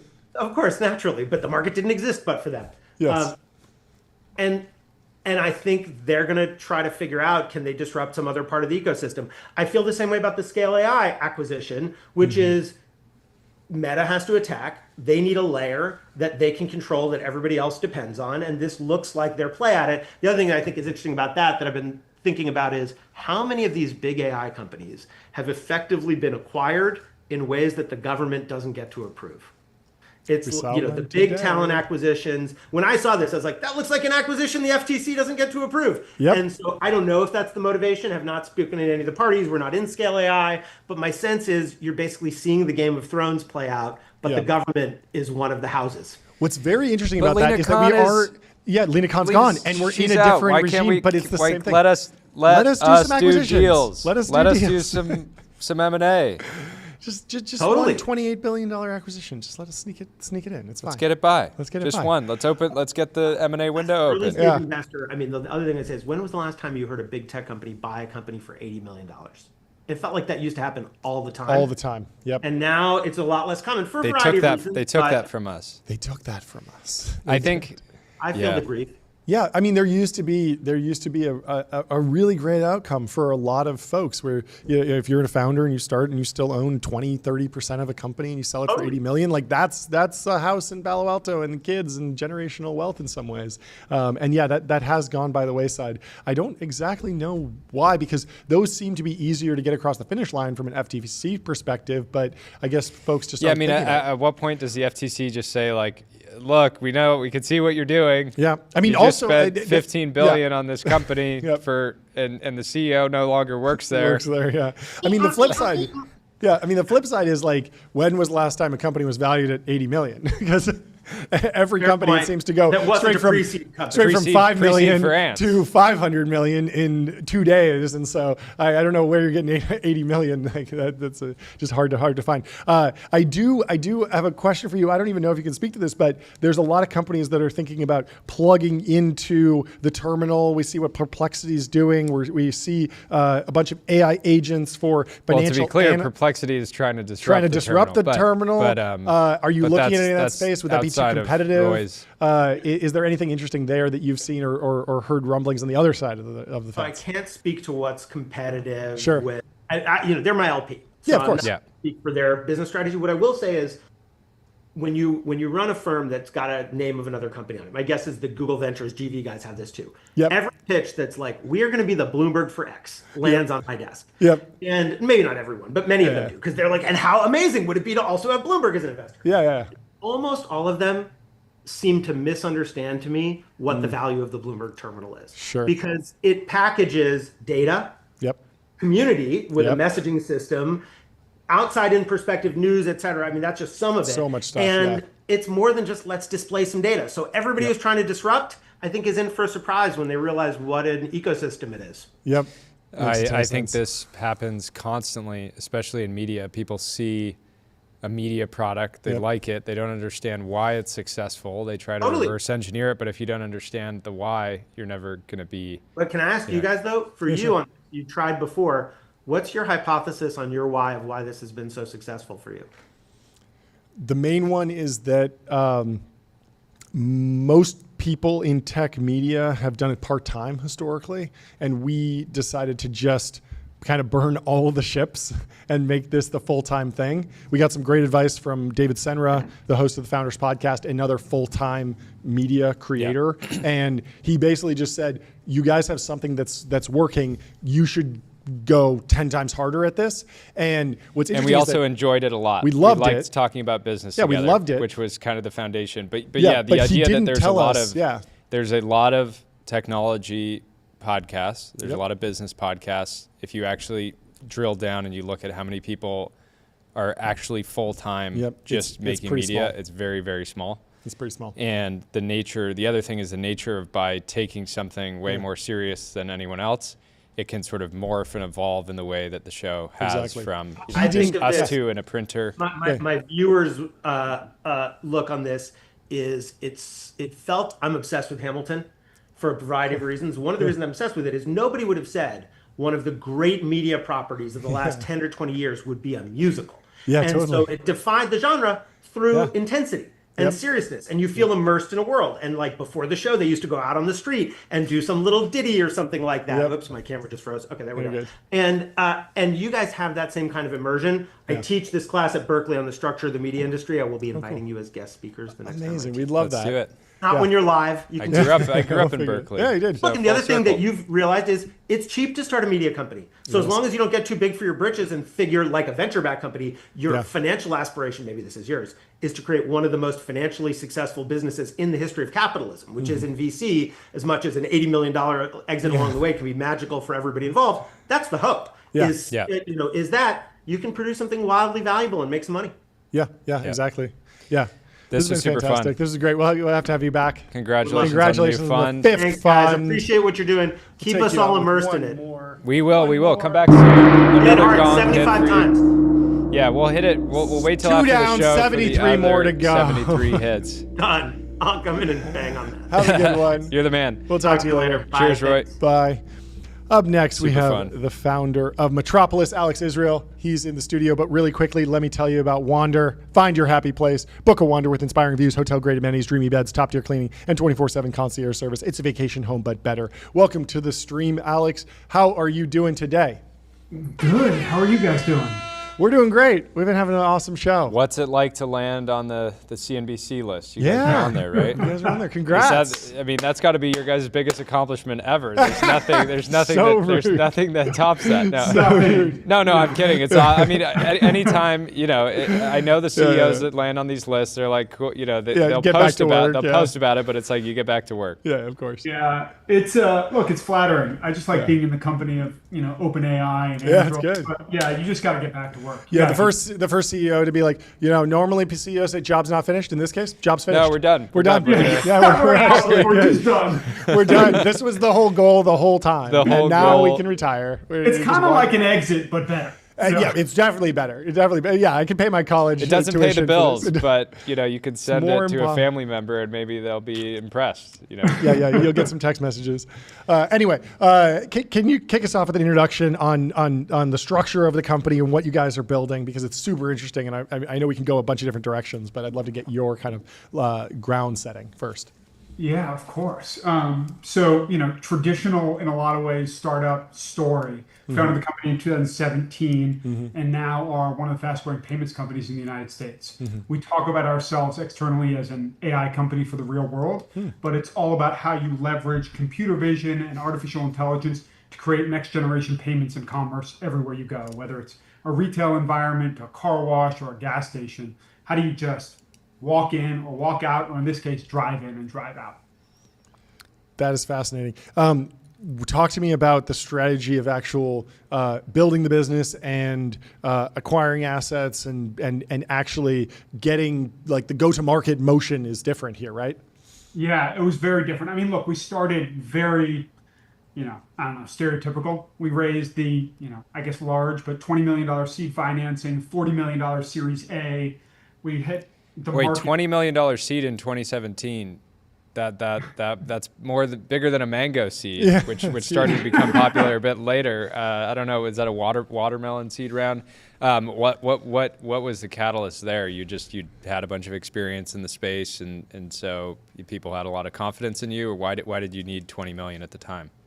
Yeah, it's a good question. I don't know, I guess serial tech entrepreneur. I don't know. My last Series A in my last company was 3.5 million, and I thought I was rich, Yeah. And then $20 million seed financing. But look, we knew we were tackling, the first vertical that we entered was mobility, and we wanted to go after the parking industry, and we wanted to deploy technology in the parking industry.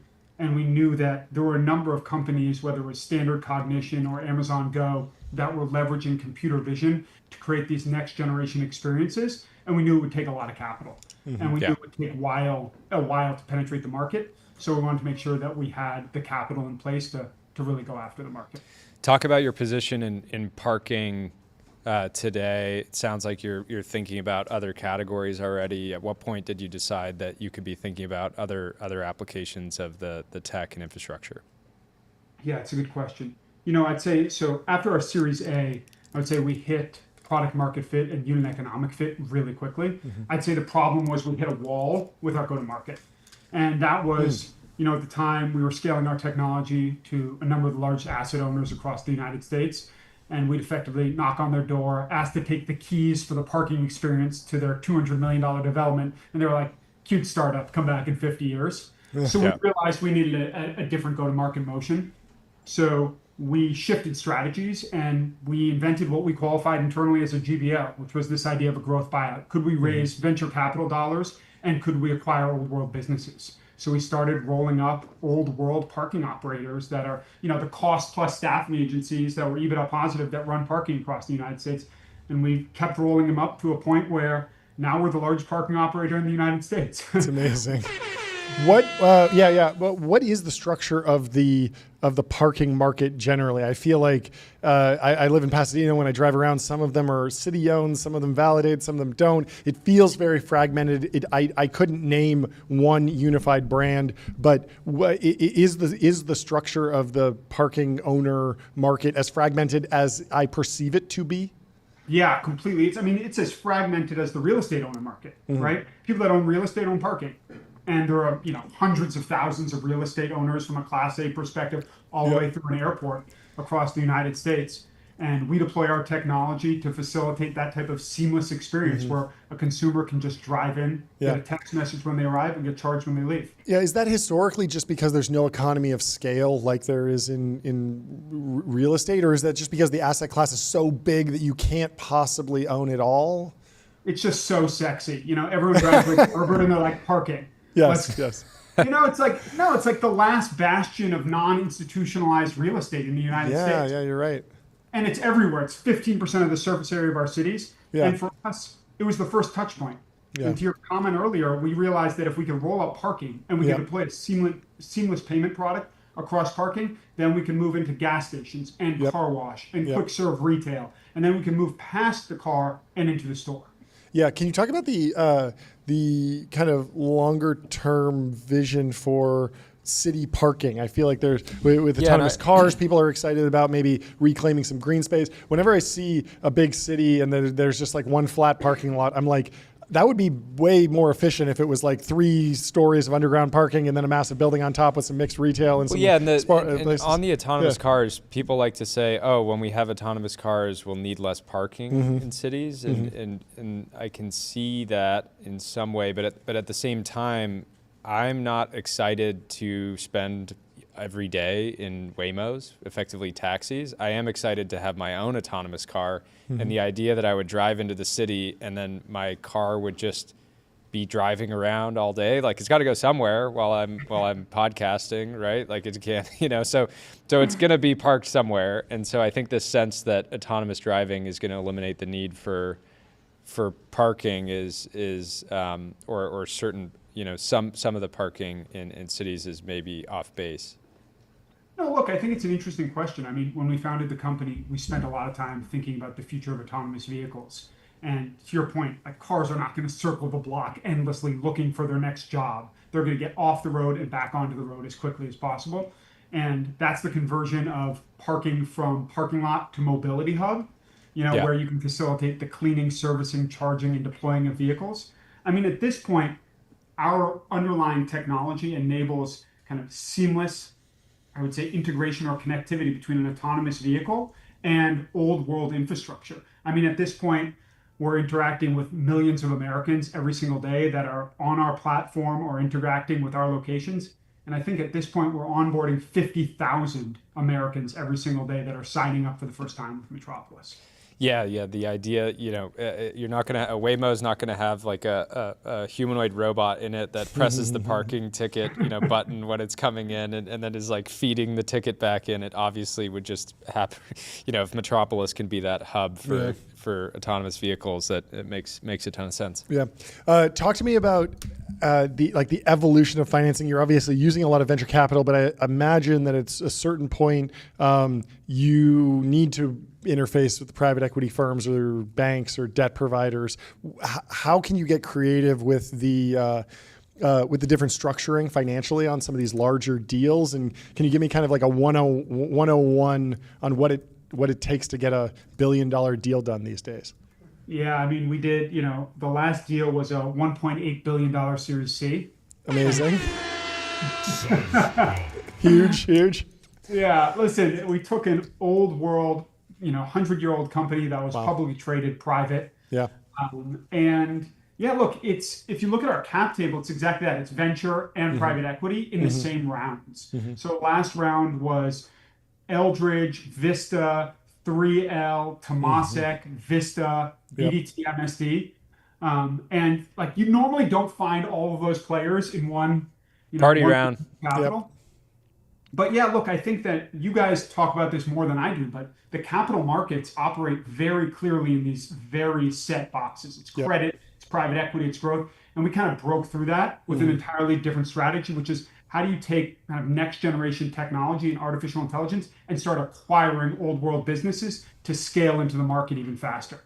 But in the context, to your question, in the context of our business, it's structured to a great extent like any Series C venture company would be structured.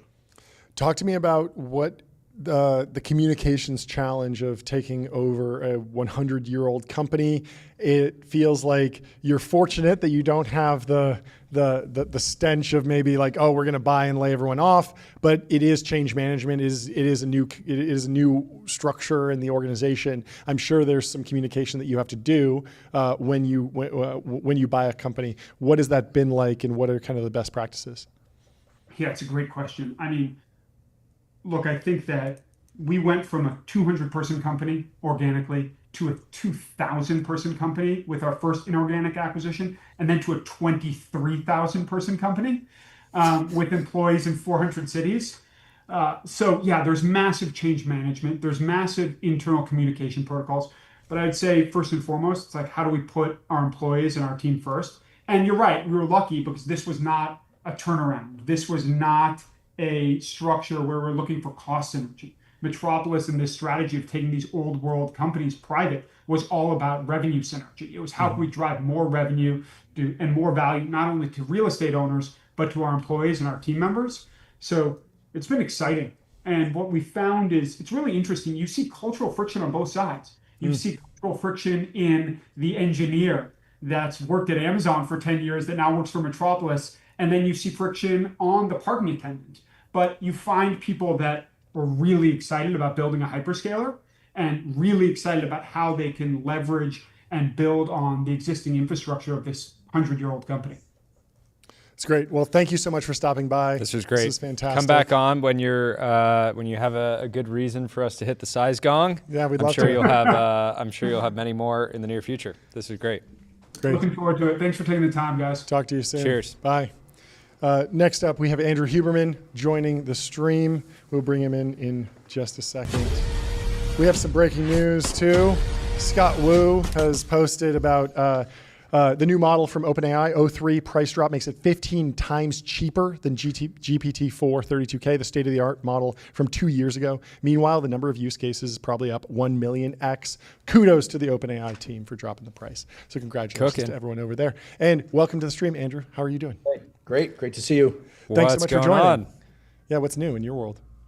What's new? Goodness, this week we have a big episode of the Huberman Lab podcast out with the current NIH director, Dr. Jay Bhattacharya, who's a MD and a PhD. He's a unique background because he has a background in medicine, obviously, the MD, but he also has a background in economics. Yeah. And incidentally, did his undergraduate master's, PhD, and medical school training, and then was a professor of medicine at Stanford. Oh, so, at Stanford. he's Stanford the whole way. And as NIH director, right, he holds a ton of power over what happens for the future of basic and clinical research. And he looks at all of that through the lens of an economist, but mostly through the lens of a public health official. So it's a very unique perspective. And folks on X will recognize Jay. More vocal. I don't want to speak for him and label. We have to be careful with labels, but totally anti-lockdown. I don't know. Not a huge fan of the lockdowns for most people, right? He does say that there are certain populations that he felt should have been kept indoors, but other folks probably, in his view, should have had more actions. Well, it's a long episode. I wanted to basically get a preview of it.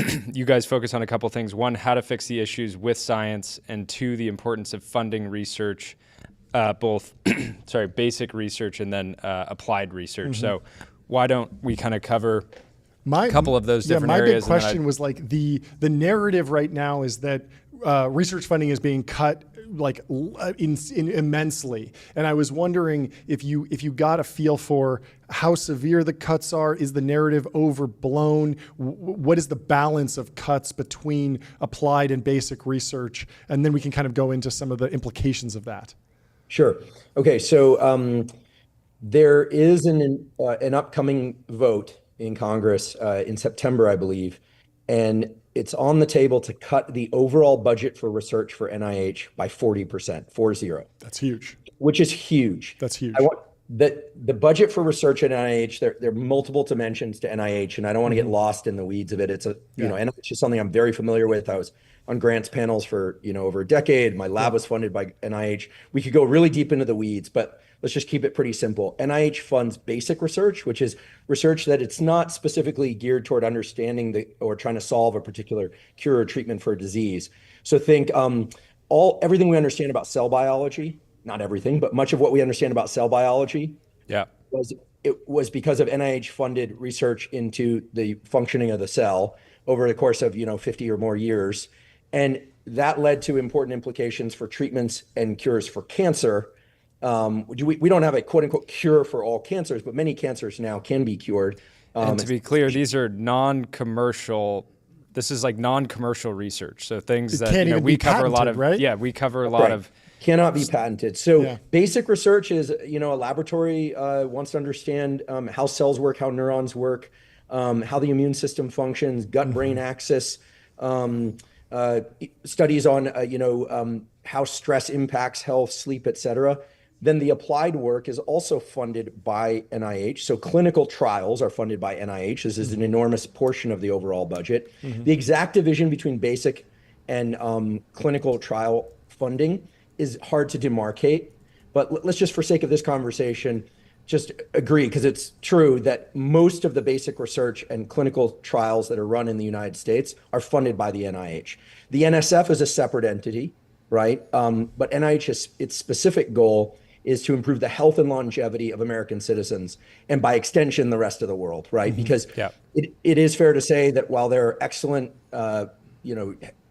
research funding bodies in the UK and Germany and Switzerland and all over Asia and around the world, that the NIH, when people say it's the crown jewel, it's the one that's devoted the most billions of dollars to basic and applied research. And it's no coincidence that the majority of Nobel Prizes in physiology and medicine and chemistry and related fields have come from work that was either initially seeded by or certainly supported by the NIH. So you can't overstate the importance of NIH funding basic and applied research. That overall budget is facing a 40% cut in September. Now, I'm hearing two things out there, right? I wear many hats. One is my lab ran on NIH money. It no longer depends on NIH money. I'm a podcaster, so I have the ear of folks who are like, this is really scary, right? That it gets very political because the current administration seems to be taking a more, they're going to revise the way that NIH is structured, potentially 20 plus institutes down to 8. So all of it looks at like downsizing. There are a lot of people who are terrified about this, okay? There's another camp that I hear from a lot, and I can't even say particularly on X. And I want to be very clear, this camp doesn't always lean right. It's pretty even across the board, that are saying, wait a second, why are we giving so much money to these universities to do research from our tax dollars? And I know this will upset people who are very science-minded, as I am, who care about science, but they're saying, why are we doing this, right? Some of these universities, not all, but some of them, Stanford, Harvard, Yale, Princeton, UT Austin, et cetera, the private universities often, although some public ones too, have very large endowments. And they're thinking, why are we funding so much of this work? Maybe these tax dollars should go elsewhere. There's another key issue, and this came up during the discussion with Dr. Bhattacharya, which is there are many, many people, okay, who voiced to me that they don't want to give their tax dollars to basic or applied research at all. Okay, this is a large and growing crowd because they feel that there needs to be, for lack of a better way to put it, some truth and reconciliation, right? They want two things acknowledged. And I've actually heard this from many of the, let's just say, the highly recognizable names in the world of Silicon Valley super tech or founders and funders and investors, et cetera. And those two things are the following. One, they want the NIH to acknowledge, or CDC and or others in government to acknowledge that there were, in their mind, failures during the pandemic, in particular, lockdowns that impacted the non-laptop class, okay? We're talking about janitors, staff, teachers, kids, et cetera, that basically had to halt their work and their income. They're pissed off about this, right? That no one's kind of acknowledged this. The other thing that they're very angry about is the lack of acknowledgement from the scientific community that the science community makes errors. Sometimes errors that, for instance, in the field of Alzheimer's research, I want to point out, not all the work in the field of Alzheimer's is bad. Much of it is very solid or excellent, but they are frustrated by some recent unveiling of the fact that there were findings that later were found to be fraudulent, basically, and that it was never checked up on. And then that opens up a whole discussion, which I also discussed with Dr. Bhattacharya, about what's being done to solve the so-called replication crisis. So they're upset about the public messaging around health and science, right? They would have preferred, it sounds like, that people in government say, hey, listen, we have a virus that we don't understand, and we have ideas about what might control it, but we don't fully understand this. So it was very iterative, and a lot of people are pissed off, kind of like when you're 15 or 16 and you're being told you can't stay out late, and then your parents are staying up late, or or like we had governors who were saying you had to wear a mask, but then we're taped in fancy restaurants on the northern coast, at restaurants, and like much in the way that a teenager goes, wait a second, like you smoke pot in college and you're telling me not to smoke pot, like there's a logical flaw here, and we at least need to talk about it. So there's this kind of notion that this isn't my stance necessarily, I'd be happy to share my stance, but that the scientific community has kind of cloaked its errors. And so there are a lot of people in the general public, they're like, don't give these universities a dime, let them dip into their endowments. And the last thing I want to say about that is, not every university has large endowments. Most public universities do not have large endowments. It's also true that universities don't like to spend their endowments. And the typical way that they hide behind that their endowments or endowment spending is to say that money is earmarked for other things, right? So which is not to say that it isn't, but, and then the last thing, and I know I'm going kind of fire hose here, but I want to make sure this comes out, is that the big issue that is really on the table as well is this notion of indirect costs. You guys are finance guys. So basically a laboratory might get a grant of $1 million across 4 years, so $250 a year for 4 years. And the university then gets what are called indirect costs. They get, let's say, $500K typically. It's anywhere from $300K on the million to up to $750K on the million. There are a few cases of even more than that. The so-called indirect funds that take care of administrative costs and the basic cost of doing research. And earlier this year, the Trump administration said, we're cutting that to 15% across the board for all universities. And that was very prominent on X because Elon retweeted it and a number of other people retweeted it. And I would say, while the indirects have been very controversial, I just personally, it's my view, okay, this is my personal view, is that a severe cut to the indirects, while on the face of it might sound good, that's going to disproportionately hurt the public schools without large endowments, okay, because they don't have money to dip into. And something more in the range of 30% seemed reasonable to me based on my understanding of what those funds are used for.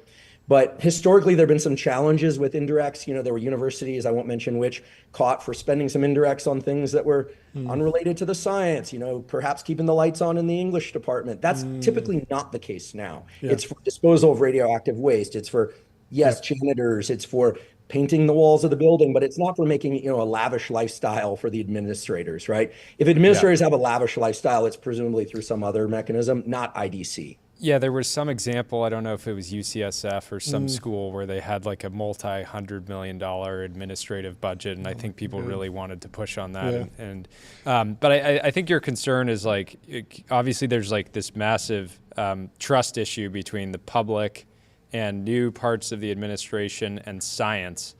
And how do we rebuild that trust without destroying the entire system, right? Is that kind of... You nailed it. And I would like to just highlight in the backdrop of all of this, there is one very major emotional issue that I'm going to catch a lot of heat for this, but I don't really care anymore. And we're on X. So I put out a post recently that said, hey, listen, I'm very concerned about this 40% overall cut as the most severe damage to science. We're not talking about allocation. We're not talking about indirects. We're not talking about what's going to happen with that body of money. We're just accept this 40% cut. And I'm very concerned about this. But I don't want to talk about, for instance, the fact that federal funding to Harvard or to Columbia has been frozen.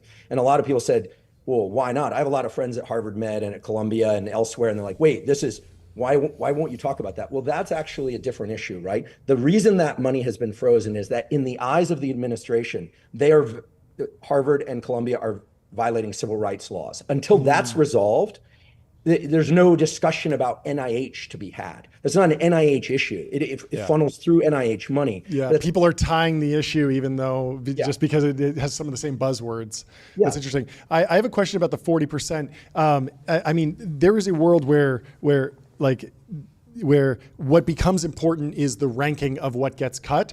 And so my question is, like, within the basic research that you're seeing, what should we be fighting for hardest to keep? What basic science or applied science research are you most optimistic about going forward? Because we saw this with GLP-1s. I mean, I'm sure, or CRISPR, this stuff was NIH funded at one point. There was a ton of research, and then we get this big boom, but it's 10 years later. What's on the frontier? What are you most excited about? And what should we be fighting for? Let's keep the funding there no matter what. Yeah, great question. In fact, the most important question. So regardless of whether or not this 40% cut happens, if it's less, if it's kept the same, a couple of things. First of all, despite the fact that NIH funds basic research and that many laboratories, including my own for many years, focused on basic research, like how does the visual system work? We always had an eye, every laboratory has an eye toward, what the translational implications could be. Sure. Okay. So we were actively involved in trying to solve blindness due to glaucoma, even though we were focusing on some basic questions. So I think it's a statistical issue. If you step back and you say, okay, in the field of, let's just say, vision, my former field, what is the leading cause of blindness? Cataract. But you know what? You can fix cataract. You can slide out the lens and you put in a new lens. That's being done now. Great. What's the second leading cause of blindness? More than 70 million people worldwide. Glaucoma. You can test for eye pressures, but once the cells in the eye start deteriorating, people go blind. There's no recovering those cells. So you could say, wow. So let's take the top. Let's take the statistically the top causes of blindness, and let's fund those. Okay, retinitis pigmentosa, et cetera. You could do this for pretty much any field. So in the field of brain health, you'd say, okay, dementia. You'd say major depression. You'd say a stroke. You'd say, I'm going to piss off some people because I'm not going to mention their particular suffering, here. But it's not hard to find Parkinson's, right? MS. I mean, it's not hard to know what the problems are to tackle. The problem is deciding what the targets are. Sure. And as you mentioned, like with CRISPR, I mean, in many ways, it was a fortuitous thing, right? Doudna Lab was working on bacteria. I mean, it's very hard to predict what basic research is going to lead into these different areas. But we know what the critical areas are. So I'm not trying to dodge your question. I do want to say that the emphasis from Maha on chronic disease and chronic health issues, I think has concerned some of the people in the scientific community because, listen, I, as a podcaster that covers science and health, will be the first to say that if you're not sleeping well, your mental health and physical health is not going to be good. You can miss a few nights sleep, but if you're chronically sleep deprived, you're sicker than you normally would be. If your gut health isn't proper, if you're not getting exercise, if you're not getting sunlight, if you're not doing these things, of course, right? But I think that people who are in the kind of hardcore mechanistic science community are like, great, we're all going to strive to do those things, and we should, but not at the exclusion of figuring out signaling pathways that are vital for, like the GLP-1s are a beautiful example, right? This peptide acts at the level of the brain and the gut to make people feel more full. It also, by the way, shut down the debate as to why people are fat. It's because they eat too much, right? They eat more than they burn. Remember people used to argue about it? Like, totally. No, GLP-1s silenced that. It's like That's really true. Now, are they eating too much because of a hormone issue related to having too much fat? Maybe there's some depression. Sure. Like, I fully acknowledge, like, I'm not trying to be completely insensitive, but we isolated the problem by understanding that this peptide discovered in the discovery of this is worth spending 2 sentences on. Please. Gila monster, a reptile that doesn't need to eat very often, makes a lot of this peptide that it turns out is manufactured by humans too. And if you increase it 1,000-fold in humans, you're not hungry anymore. And so I think that, the guy studying the Gila monster, I doubt was thinking about curing obesity, but there you go. Now, and of course, there's a debate to every one of these things. No medication should ever replace lifestyle factors, right? Yeah. There are many, I think we sometimes fail as healthy, fit people. We fail to understand that lifestyle factors are very hard for people to implement, even if they have copious amounts of disposable income and some free time. It's just tough. It's just tough. It's hard to do. And so I think that the emphasis on nutrition and exercise is wonderful. I don't think anyone on either side of the political debate would argue that MAHA in principle, Make America Healthy Again, isn't a great thing. I think what they probably would appreciate hearing, now I'm speaking for kind of the more science, mechanistic, biology-minded folks, they'd probably like to hear a little bit more about, hey, there are probably signaling pathways in the brain that are relevant to, to depression that maybe a next class of antidepressant drugs would probably be good. I don't think anyone would say there's no need to develop antidepressant drugs. We probably take too many of the ones that don't work and have too many side effects, but as a country, when you say what are the most important things, what we really need is a very rationally grounded planning committee to sit back and say, you know what, we're going to put X number of dollars towards this, X number of dollars towards that, X number of dollars towards this. And this is where I think Dr. Bhattacharya really shined on the podcast. He said, and I would totally agree, and I have already, my phone's been blowing up with some anger from colleagues about this. Much of the work that's funded by NIH, here's the dirty secret, is already completed because they tend to fund things that are very certain to be completed. And so people put forward grants based on work and preliminary data showing I can do this and it's already kind of worked out, then they use the money for the next iteration. This is the dirty secret of every NIH funded lab. And it tends to favor a kind of more pedestrian science. Then they use foundation money and they use other sources to kind of do the high risk stuff. But if you were to look at like one of the more impressive funding bodies in science, like the Howard Hughes Medical Institute, right, gives the equivalent, HHMI folks, as they're called, they always say it's not that much money, but we can do the test. We can take away their money and we can see how well they do or don't do. They don't like doing that. It's like being on academic steroids, right? It's the equivalent of 3 grants per year, basically, NIH grants per year. And more money translates to, when it's excess money, I know that word excess money scares investors, especially if they're taxpayers. But if that money is being used to fund really bold hypotheses, like it's my opinion that every single peptide, not just GLP-1, every single peptide shouldn't be getting tested in the gray market of like gyms and like biohacking. Frankly, that's bullshit. Yeah, and isn't the reason that we don't have good studies on a lot of peptides is it's not profitable to study them because they're effectively naturally occurring and you can't patent it's too late. I correct there? Like BPC 157, right? You hear about that all the time is, will it accelerate healing? The animal studies are solid. There's no human studies. My good friend Peter Attia is like, I'm not going to touch that stuff. There's no clinical data in humans. And the rest of us are like, well, I take it and it works, and there's no reason for a drug company to take it. I'll take it transiently for if like a joint issue. Yeah, but the core There's issue, no and way to I've patent it. I've taken it too. Yeah. I've benefited from it. I recommended it to John a couple weeks ago. He had an injury. I just said, hey, I'm not going to this is not something I'm going to take, weekly for my entire life, but in certain instances. But break down that specifically that you're saying, because it's effectively science. There's no real ability. Would a drug company have to create some variation of it in order to patent it? Is that? Yeah, in fact, I'm going to catch heat from everybody, but the pharma companies that make GLP-1s, I mean, most people have realized that GLP-1s are very expensive, and the dosages that they're typically prescribed, people get some discomfort. And so the new thing is people get it compounded at a compounding pharmacy, and they're microdosing GLP-1s. The number of women that I know who are microdosing GLP-1 in service to the spring and summer, outrageous, right? Yeah, outrageous. It's outrageous. And the idea is that GLP-1 is a good example. I mean, again, insulin's a peptide, but there are many peptides. Like, for instance, I'm very excited about this peptide pinealin for sleep, right? And it's for some other properties too. But there's no reason why a drug company would go patent pinealin. They're busy patenting drugs like the recent class of drugs, the DORAs. This is an interesting story. Work on a peptide called hypocretin.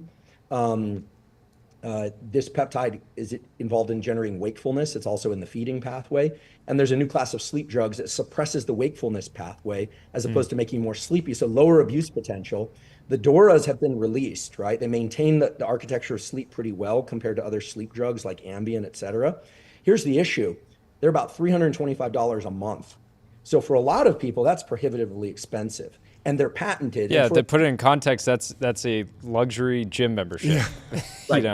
Which is pinealin probably costs you, and I'm not suggesting people take pinealin. I'm not a physician, so talk to your physician, and then ignore him or her if you choose. Don't do that on my suggestion. But it costs you about $15 a month, right? And it's for me personally has allowed me I get 2.5 hours of REM sleep a night in a 6-hour sleep bout. So I've shortened my sleep bout to about 6 hours a night with a lot of deep sleep. And the pinealin, is it completely safe? Reasonably, but we don't know. We don't have clinical trials. Now, I'm willing to run that experiment on me, but are you willing to run that experiment on you is the question. And that's where it gets down to personal freedoms. And that's I don't want to cover too many things here, but I will say that Robert Kennedy has been pretty vocal about, at least before the election, about wanting things like peptides and stem cells and supplements to be more widely available. The truth is they're pretty widely available now. And I will put an asterisk on stem cells. I know a very prominent public-facing physician who was almost paralyzed permanently from a stem cell injection into the disc of his back. I talked to a neurosurgeon friend who ultimately saved his life, by the way. This is a well-known story within the wellness community. And he said, the discs can't accept stem cell injections. But if you go down to Mexico or you go out of country and you say, my back is hurting, they'll inject stem cells into the disc of your back. So is this to say that stem cells are bad?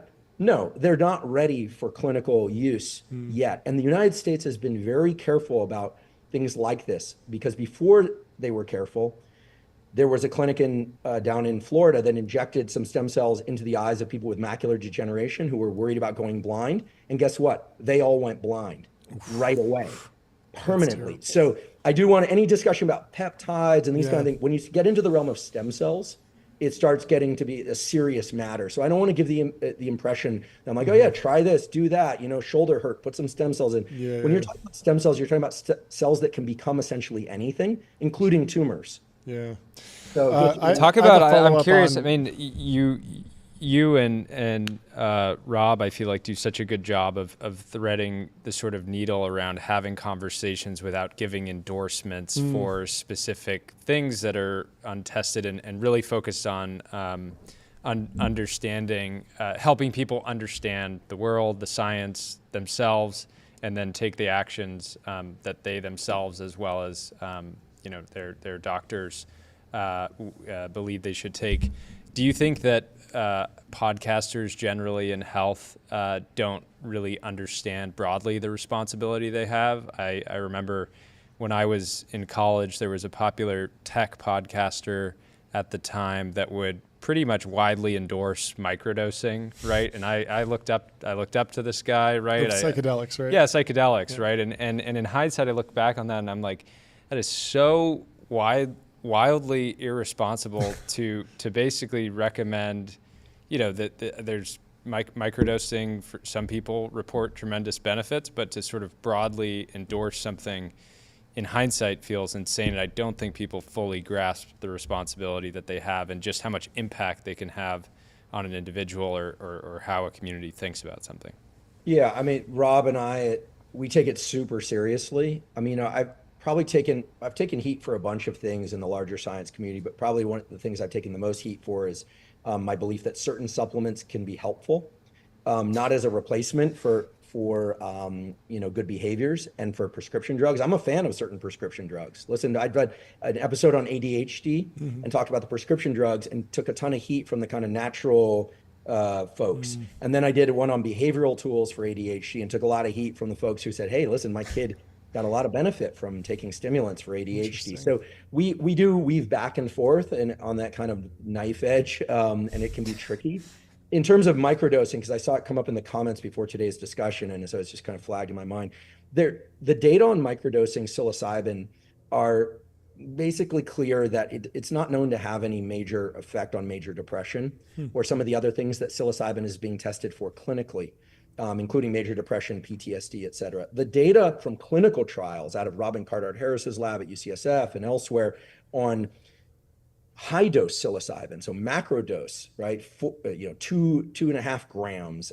4 grams is the quote unquote heroic dose if you're speaking Northern California language.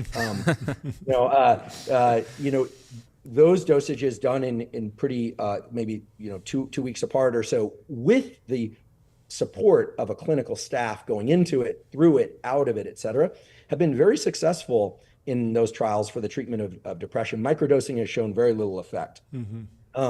MDMA was put up to the FDA last year as a potential treatment for PTSD. It has not been approved. It did not pass approval. Unfortunately, as a component of those trials, there were some sexual improprieties in one of the clinical conditions that, all it takes is one bad incident, right? And then but it cued people to this larger theme. How are you going to protect patients who are really, they're not incapacitated, but they're not in a position to really advocate for themselves, that you need probably multiple clinicians in the room and checks and balances. So I think ultimately it will be approved. The remission rates on PTSD, by the way, from properly dosed and spaced MDMA is remarkable, up to somewhere between 60 and 70% remission rates on PTSD. Wow. And the new thing that people are very excited about is Ibogaine or Iboga, 22-hour psychedelic journey. This has been tested largely from Nolan Williams' lab at Stanford. Seems to, in 1 or 2 sessions, it has led to a significant number of veterans essentially ceasing their alcohol use disorder, what is typically called alcoholism and opioid use disorder. But you need to be heart rate monitored while you do this. The point here is that any discussion that we have on the podcast is, as you can tell, like I'm not known for being very succinct. It's for a reason, right? You have to flesh out the conversation around these things. You can't just say psilocybin is good, MDMA, works, great, remission. People can really get hurt. Yeah. And I think discussions around whether or not you take magnesium threonate or bisglycinate before sleep, you can probably speed through those a little more quickly. But when you get down to things about psychoactive drugs, in particular Schedule 1 illegal psychoactive drugs, when you get down to things about hormone therapies, you're just trying to get into the realm of where people can really screw themselves up. That said, there are a number of things that I hope that the NIH and the public health messaging going forward will be more expansive about, which are drugs that are currently prescribed at enormous rates in the United States and elsewhere, for which there are very severe side effects. There's this whole thing about people taking finasteride and dutasteride, men, to keep their hair, and getting permanent sexual dysfunction, right? Permanent sexual dysfunction. Some of them killing themselves as a consequence of this. I mean, these are young guys. It's clear those drugs have very different effects in young people versus old. Some people can use them safely, some people can't. These are FDA-approved drugs, as well as, I think we're finally coming around to the idea that the SSRIs can be very useful for things like OCD, in certain cases for depression, but it's a double-edged blade. A lot of people suffered it as a consequence. So I hope that I hope really strongly for three things. One, as a scientist who essentially has my podcasting job because of the way the NIH supported me coming up through graduate school, postdoc, my lab, I think a 40% cut would be too severe. Regardless of the IDC issue, I think it's just too severe. It's going to kneecap science throughout the world and health, the growth of new discoveries throughout the world. I'd like to keep that funding level. I really would.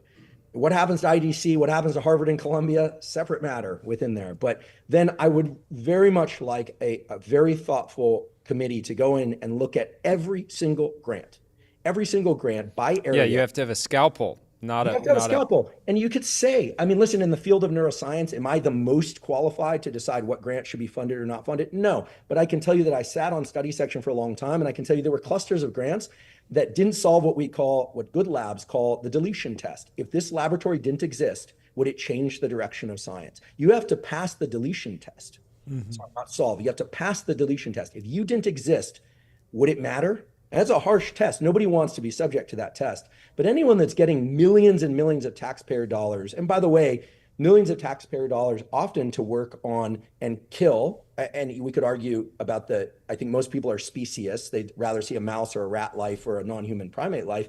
But, we're killing animals. We're occupying the lives of graduate students and postdocs with taxpayer dollars. The work needs to be justified by passing the deletion test. And the idea that AI could, do that, maybe. But the idea that a jury of close peers are going to decide the deletion test, and if you pass, that's flawed in my opinion. Because the in culture, we don't have time for this, but the in culture of science is, people aren't like helping each other out just to help each other out. But when you're very close to something, it's very hard to make a really clear decision about it. And when you're too far from it, you're not qualified to. So we need people that are in the middle who can really go in and say, okay, in the field of let's say visual repair and neuroscience, give me a scalpel. I hate to do it, but also, some are going to pass.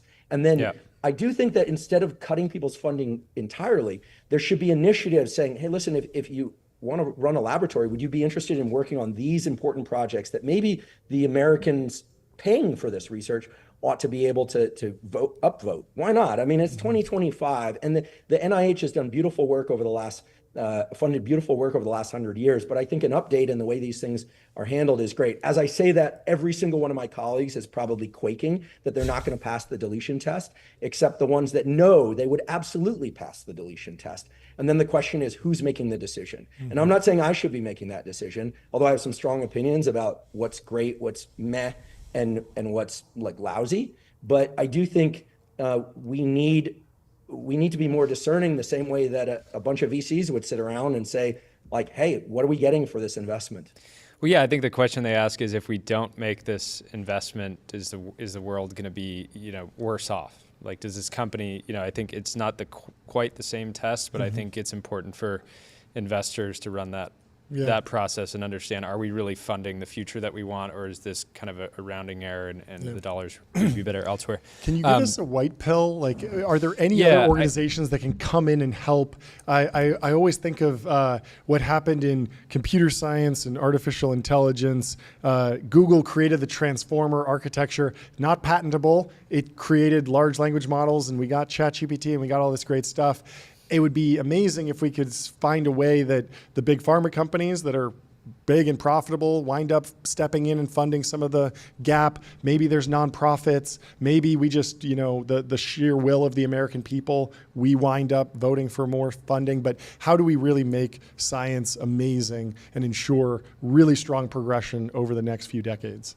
Yeah, I mean, that's the key question, right? So, I mean, listen, I was born at Stanford Hospital. Did my training, much of it at Stanford. I'll probably die at Stanford. Hopefully I don't in the hospital. I'd like to, die getting morning sunlight or something. But my dad's a physicist turned computer scientist, right? Sure. Worked at Xerox PARC, which was an incubator for ideas, right? For many years. So I grew up in that landscape. Yeah. And, he always said, eventually degrees in computer science will be important for starting companies, right? But when I was young, that wasn't the case, right? People dorked around on computers and made video games. And then we saw cell biology migrate into the world of biotech and for the treatment of certain diseases. It has been, I mean, we can't forget that there are certain basic discoveries, going back to our earlier discussion, that have led to tremendous treatments, like the drops to lower eye pressure in glaucoma. If you catch your eye pressure elevation early and you take those drops, you will keep your vision. Wow. Okay. Right. You'll keep your vision. So it's not like we can't cure glaucoma, but you have to, that's based on basic work. So the real key here is to ask, you know, so where has it been done successfully before? It's been done successfully in the world of computer science and AI, right? Growing up, I heard about AI. It was kind of like no one took AI seriously growing up, or brain machine interface was like, it was like just sci-fi. That was so sci-fi. Seriously. Now my good friend from childhood, Eddie Cheng, who's the chair of neurosurgery at UCSF. I mean, he's using BMI, brain machine interface, and AI to get people with locked-in syndrome to speak, and Elon's going to get them to move. I fully believe that Neuralink is going to solve paralysis. I really do. I'm not saying that because we're on X. I know the head neurosurgeon there. They're well on their way, right? Yeah. So the question is, when should it move into biotech? And you know, Peter Thiel had the breakthrough labs idea. He was paying people to not go pursue graduate degrees in labs to get the PI, like me, papers and advance their careers, and then maybe go get their own lab, but to take great ideas and go through breakthrough labs. I don't know what happened to breakthrough labs, but I do think that incubators like that, where you have enough money to test, you know, to move fast, right? You know, move fast, break things model, figure out whether or not something is promising, and then advance that. And here's the key. As soon as something looks promising, you want to be able to pour human power onto that. And the problem in academia is every graduate student and postdoc needs a first author paper in order to have the potential to get a job.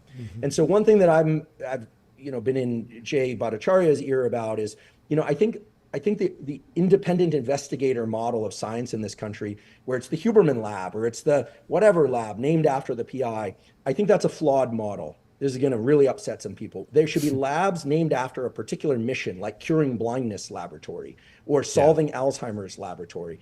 And then people can collaborate within that lab without the idea that they're necessarily going to go start their own lab. In Europe, typically there's a lab head, and it's very hierarchical, but people who get PhDs often stay in those labs as permanent careers. They get paid better and better. The NIH has not had a mode to keep paying people as staff scientists. And most people don't want to go off and run their own lab. So I think the ability to iterate more quickly, much like a tech company, funded by NIH, would be enormously beneficial. And I could be wrong, but I think it's going to be music to most people who would like to go to graduate school.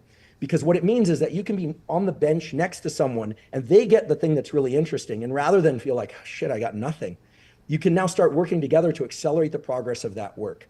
And so now who can go off and run a lab becomes a separate issue, but it really becomes discovery-based science.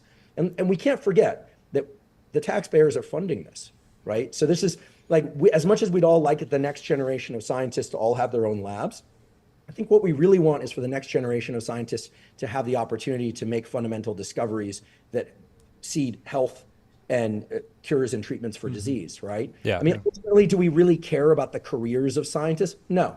That we care about treatments and cures for disease.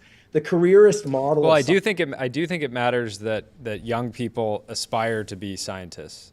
Yes. And that is a concern that I have about the destruction of trust between the public and the science community via COVID. The concern is that you'll have a 10-year period, a decade where young people say, well, I'm not going to go into science because they have some, and I think that's the work that you do with Huberman Lab has potential to heal that divide between the public and the science community, and one of the reasons why I think it's so important. Yeah.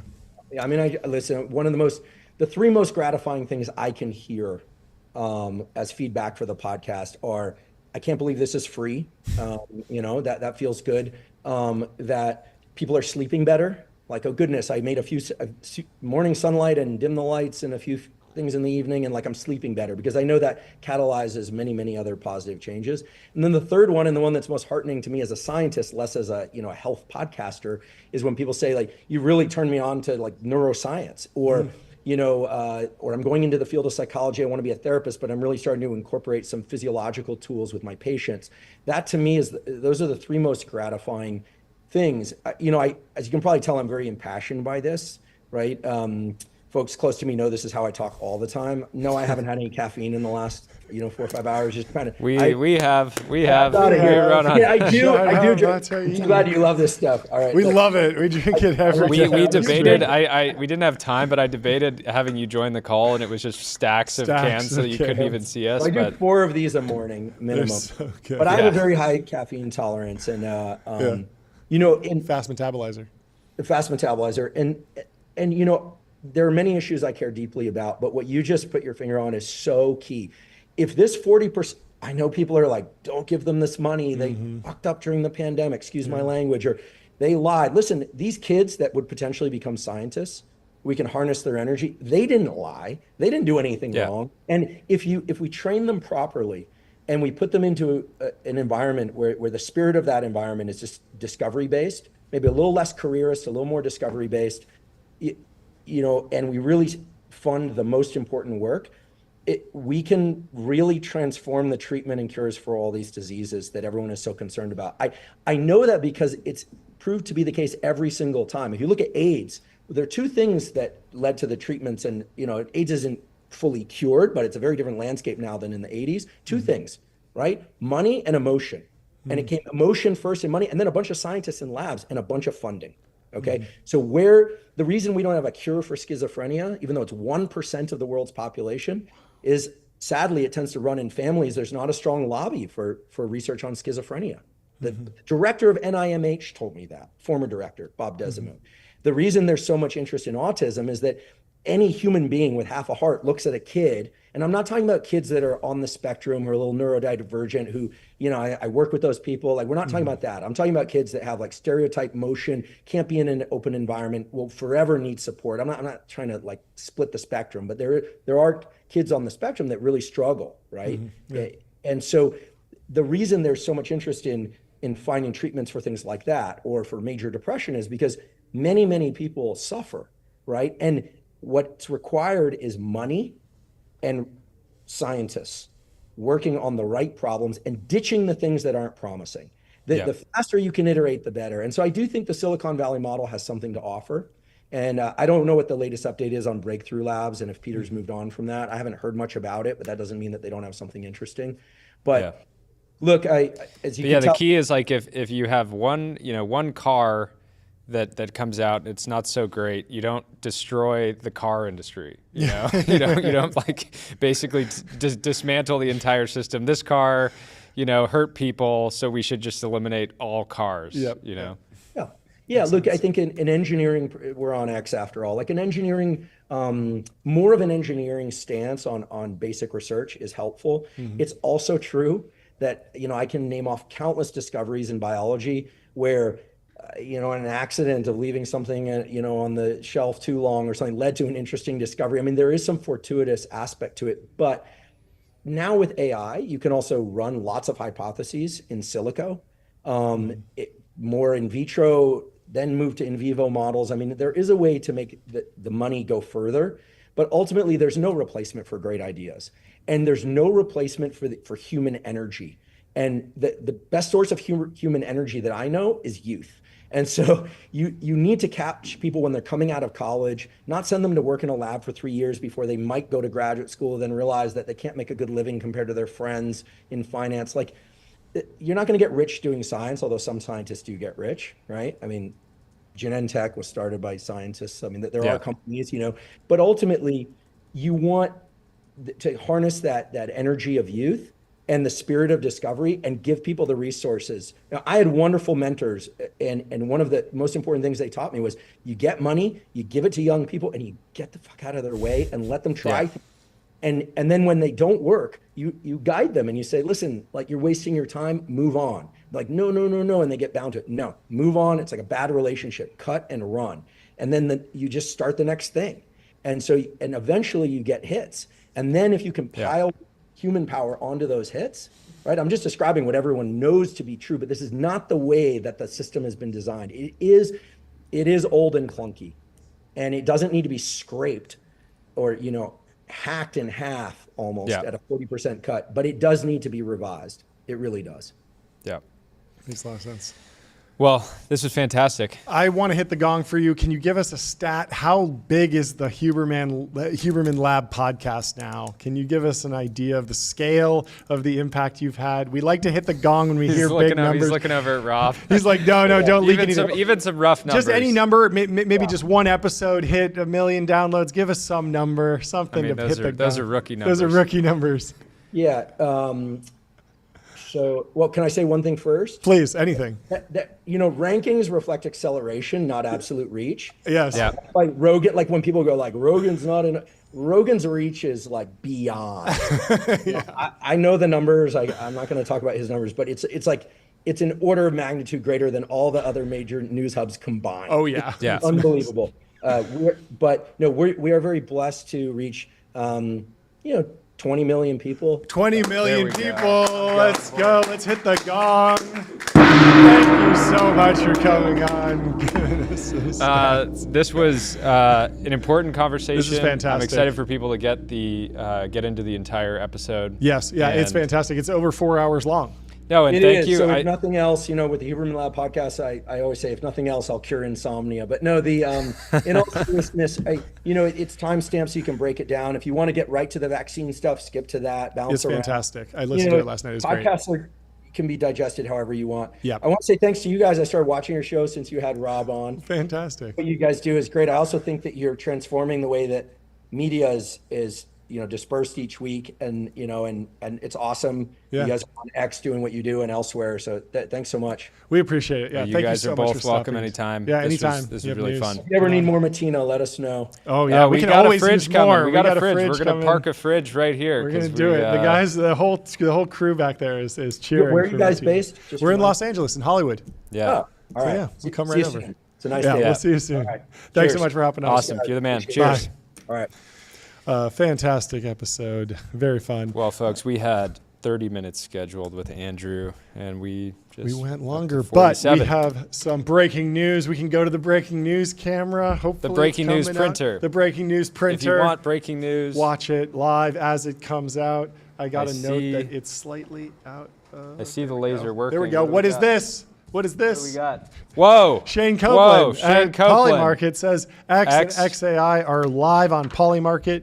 When I check Polymarket to get a gist of what's going on in the world, I always wish there was more context. Now there is the first of many XAI partners with Polymarket to blend market predictions with X data and Grok's analysis. Hardcore truth engine. See what shapes the world. The truth engine. Let's give it up for truth engines. We love truth engines. This has been a fantastic show. We will be at YC Demo Day tomorrow. We have a flight to catch. We covered most of the news. You've heard it. We talked about it yesterday. OpenAI hit 10 billion in ARR, almost 2x we hardly since touched the that. end of 2024. Yeah, it's just a casual 10 billion ARR. It happens. Happens all the time. Yep. And I think that's pretty much it for the timeline. I don't know if there's anything else you want to cover. But, maybe we can close it out with this fantastic post from Mert, who's been on the show, from Helios. He says, having $300 million liquid is truly an interesting limbo. Golden handcuffs in a way.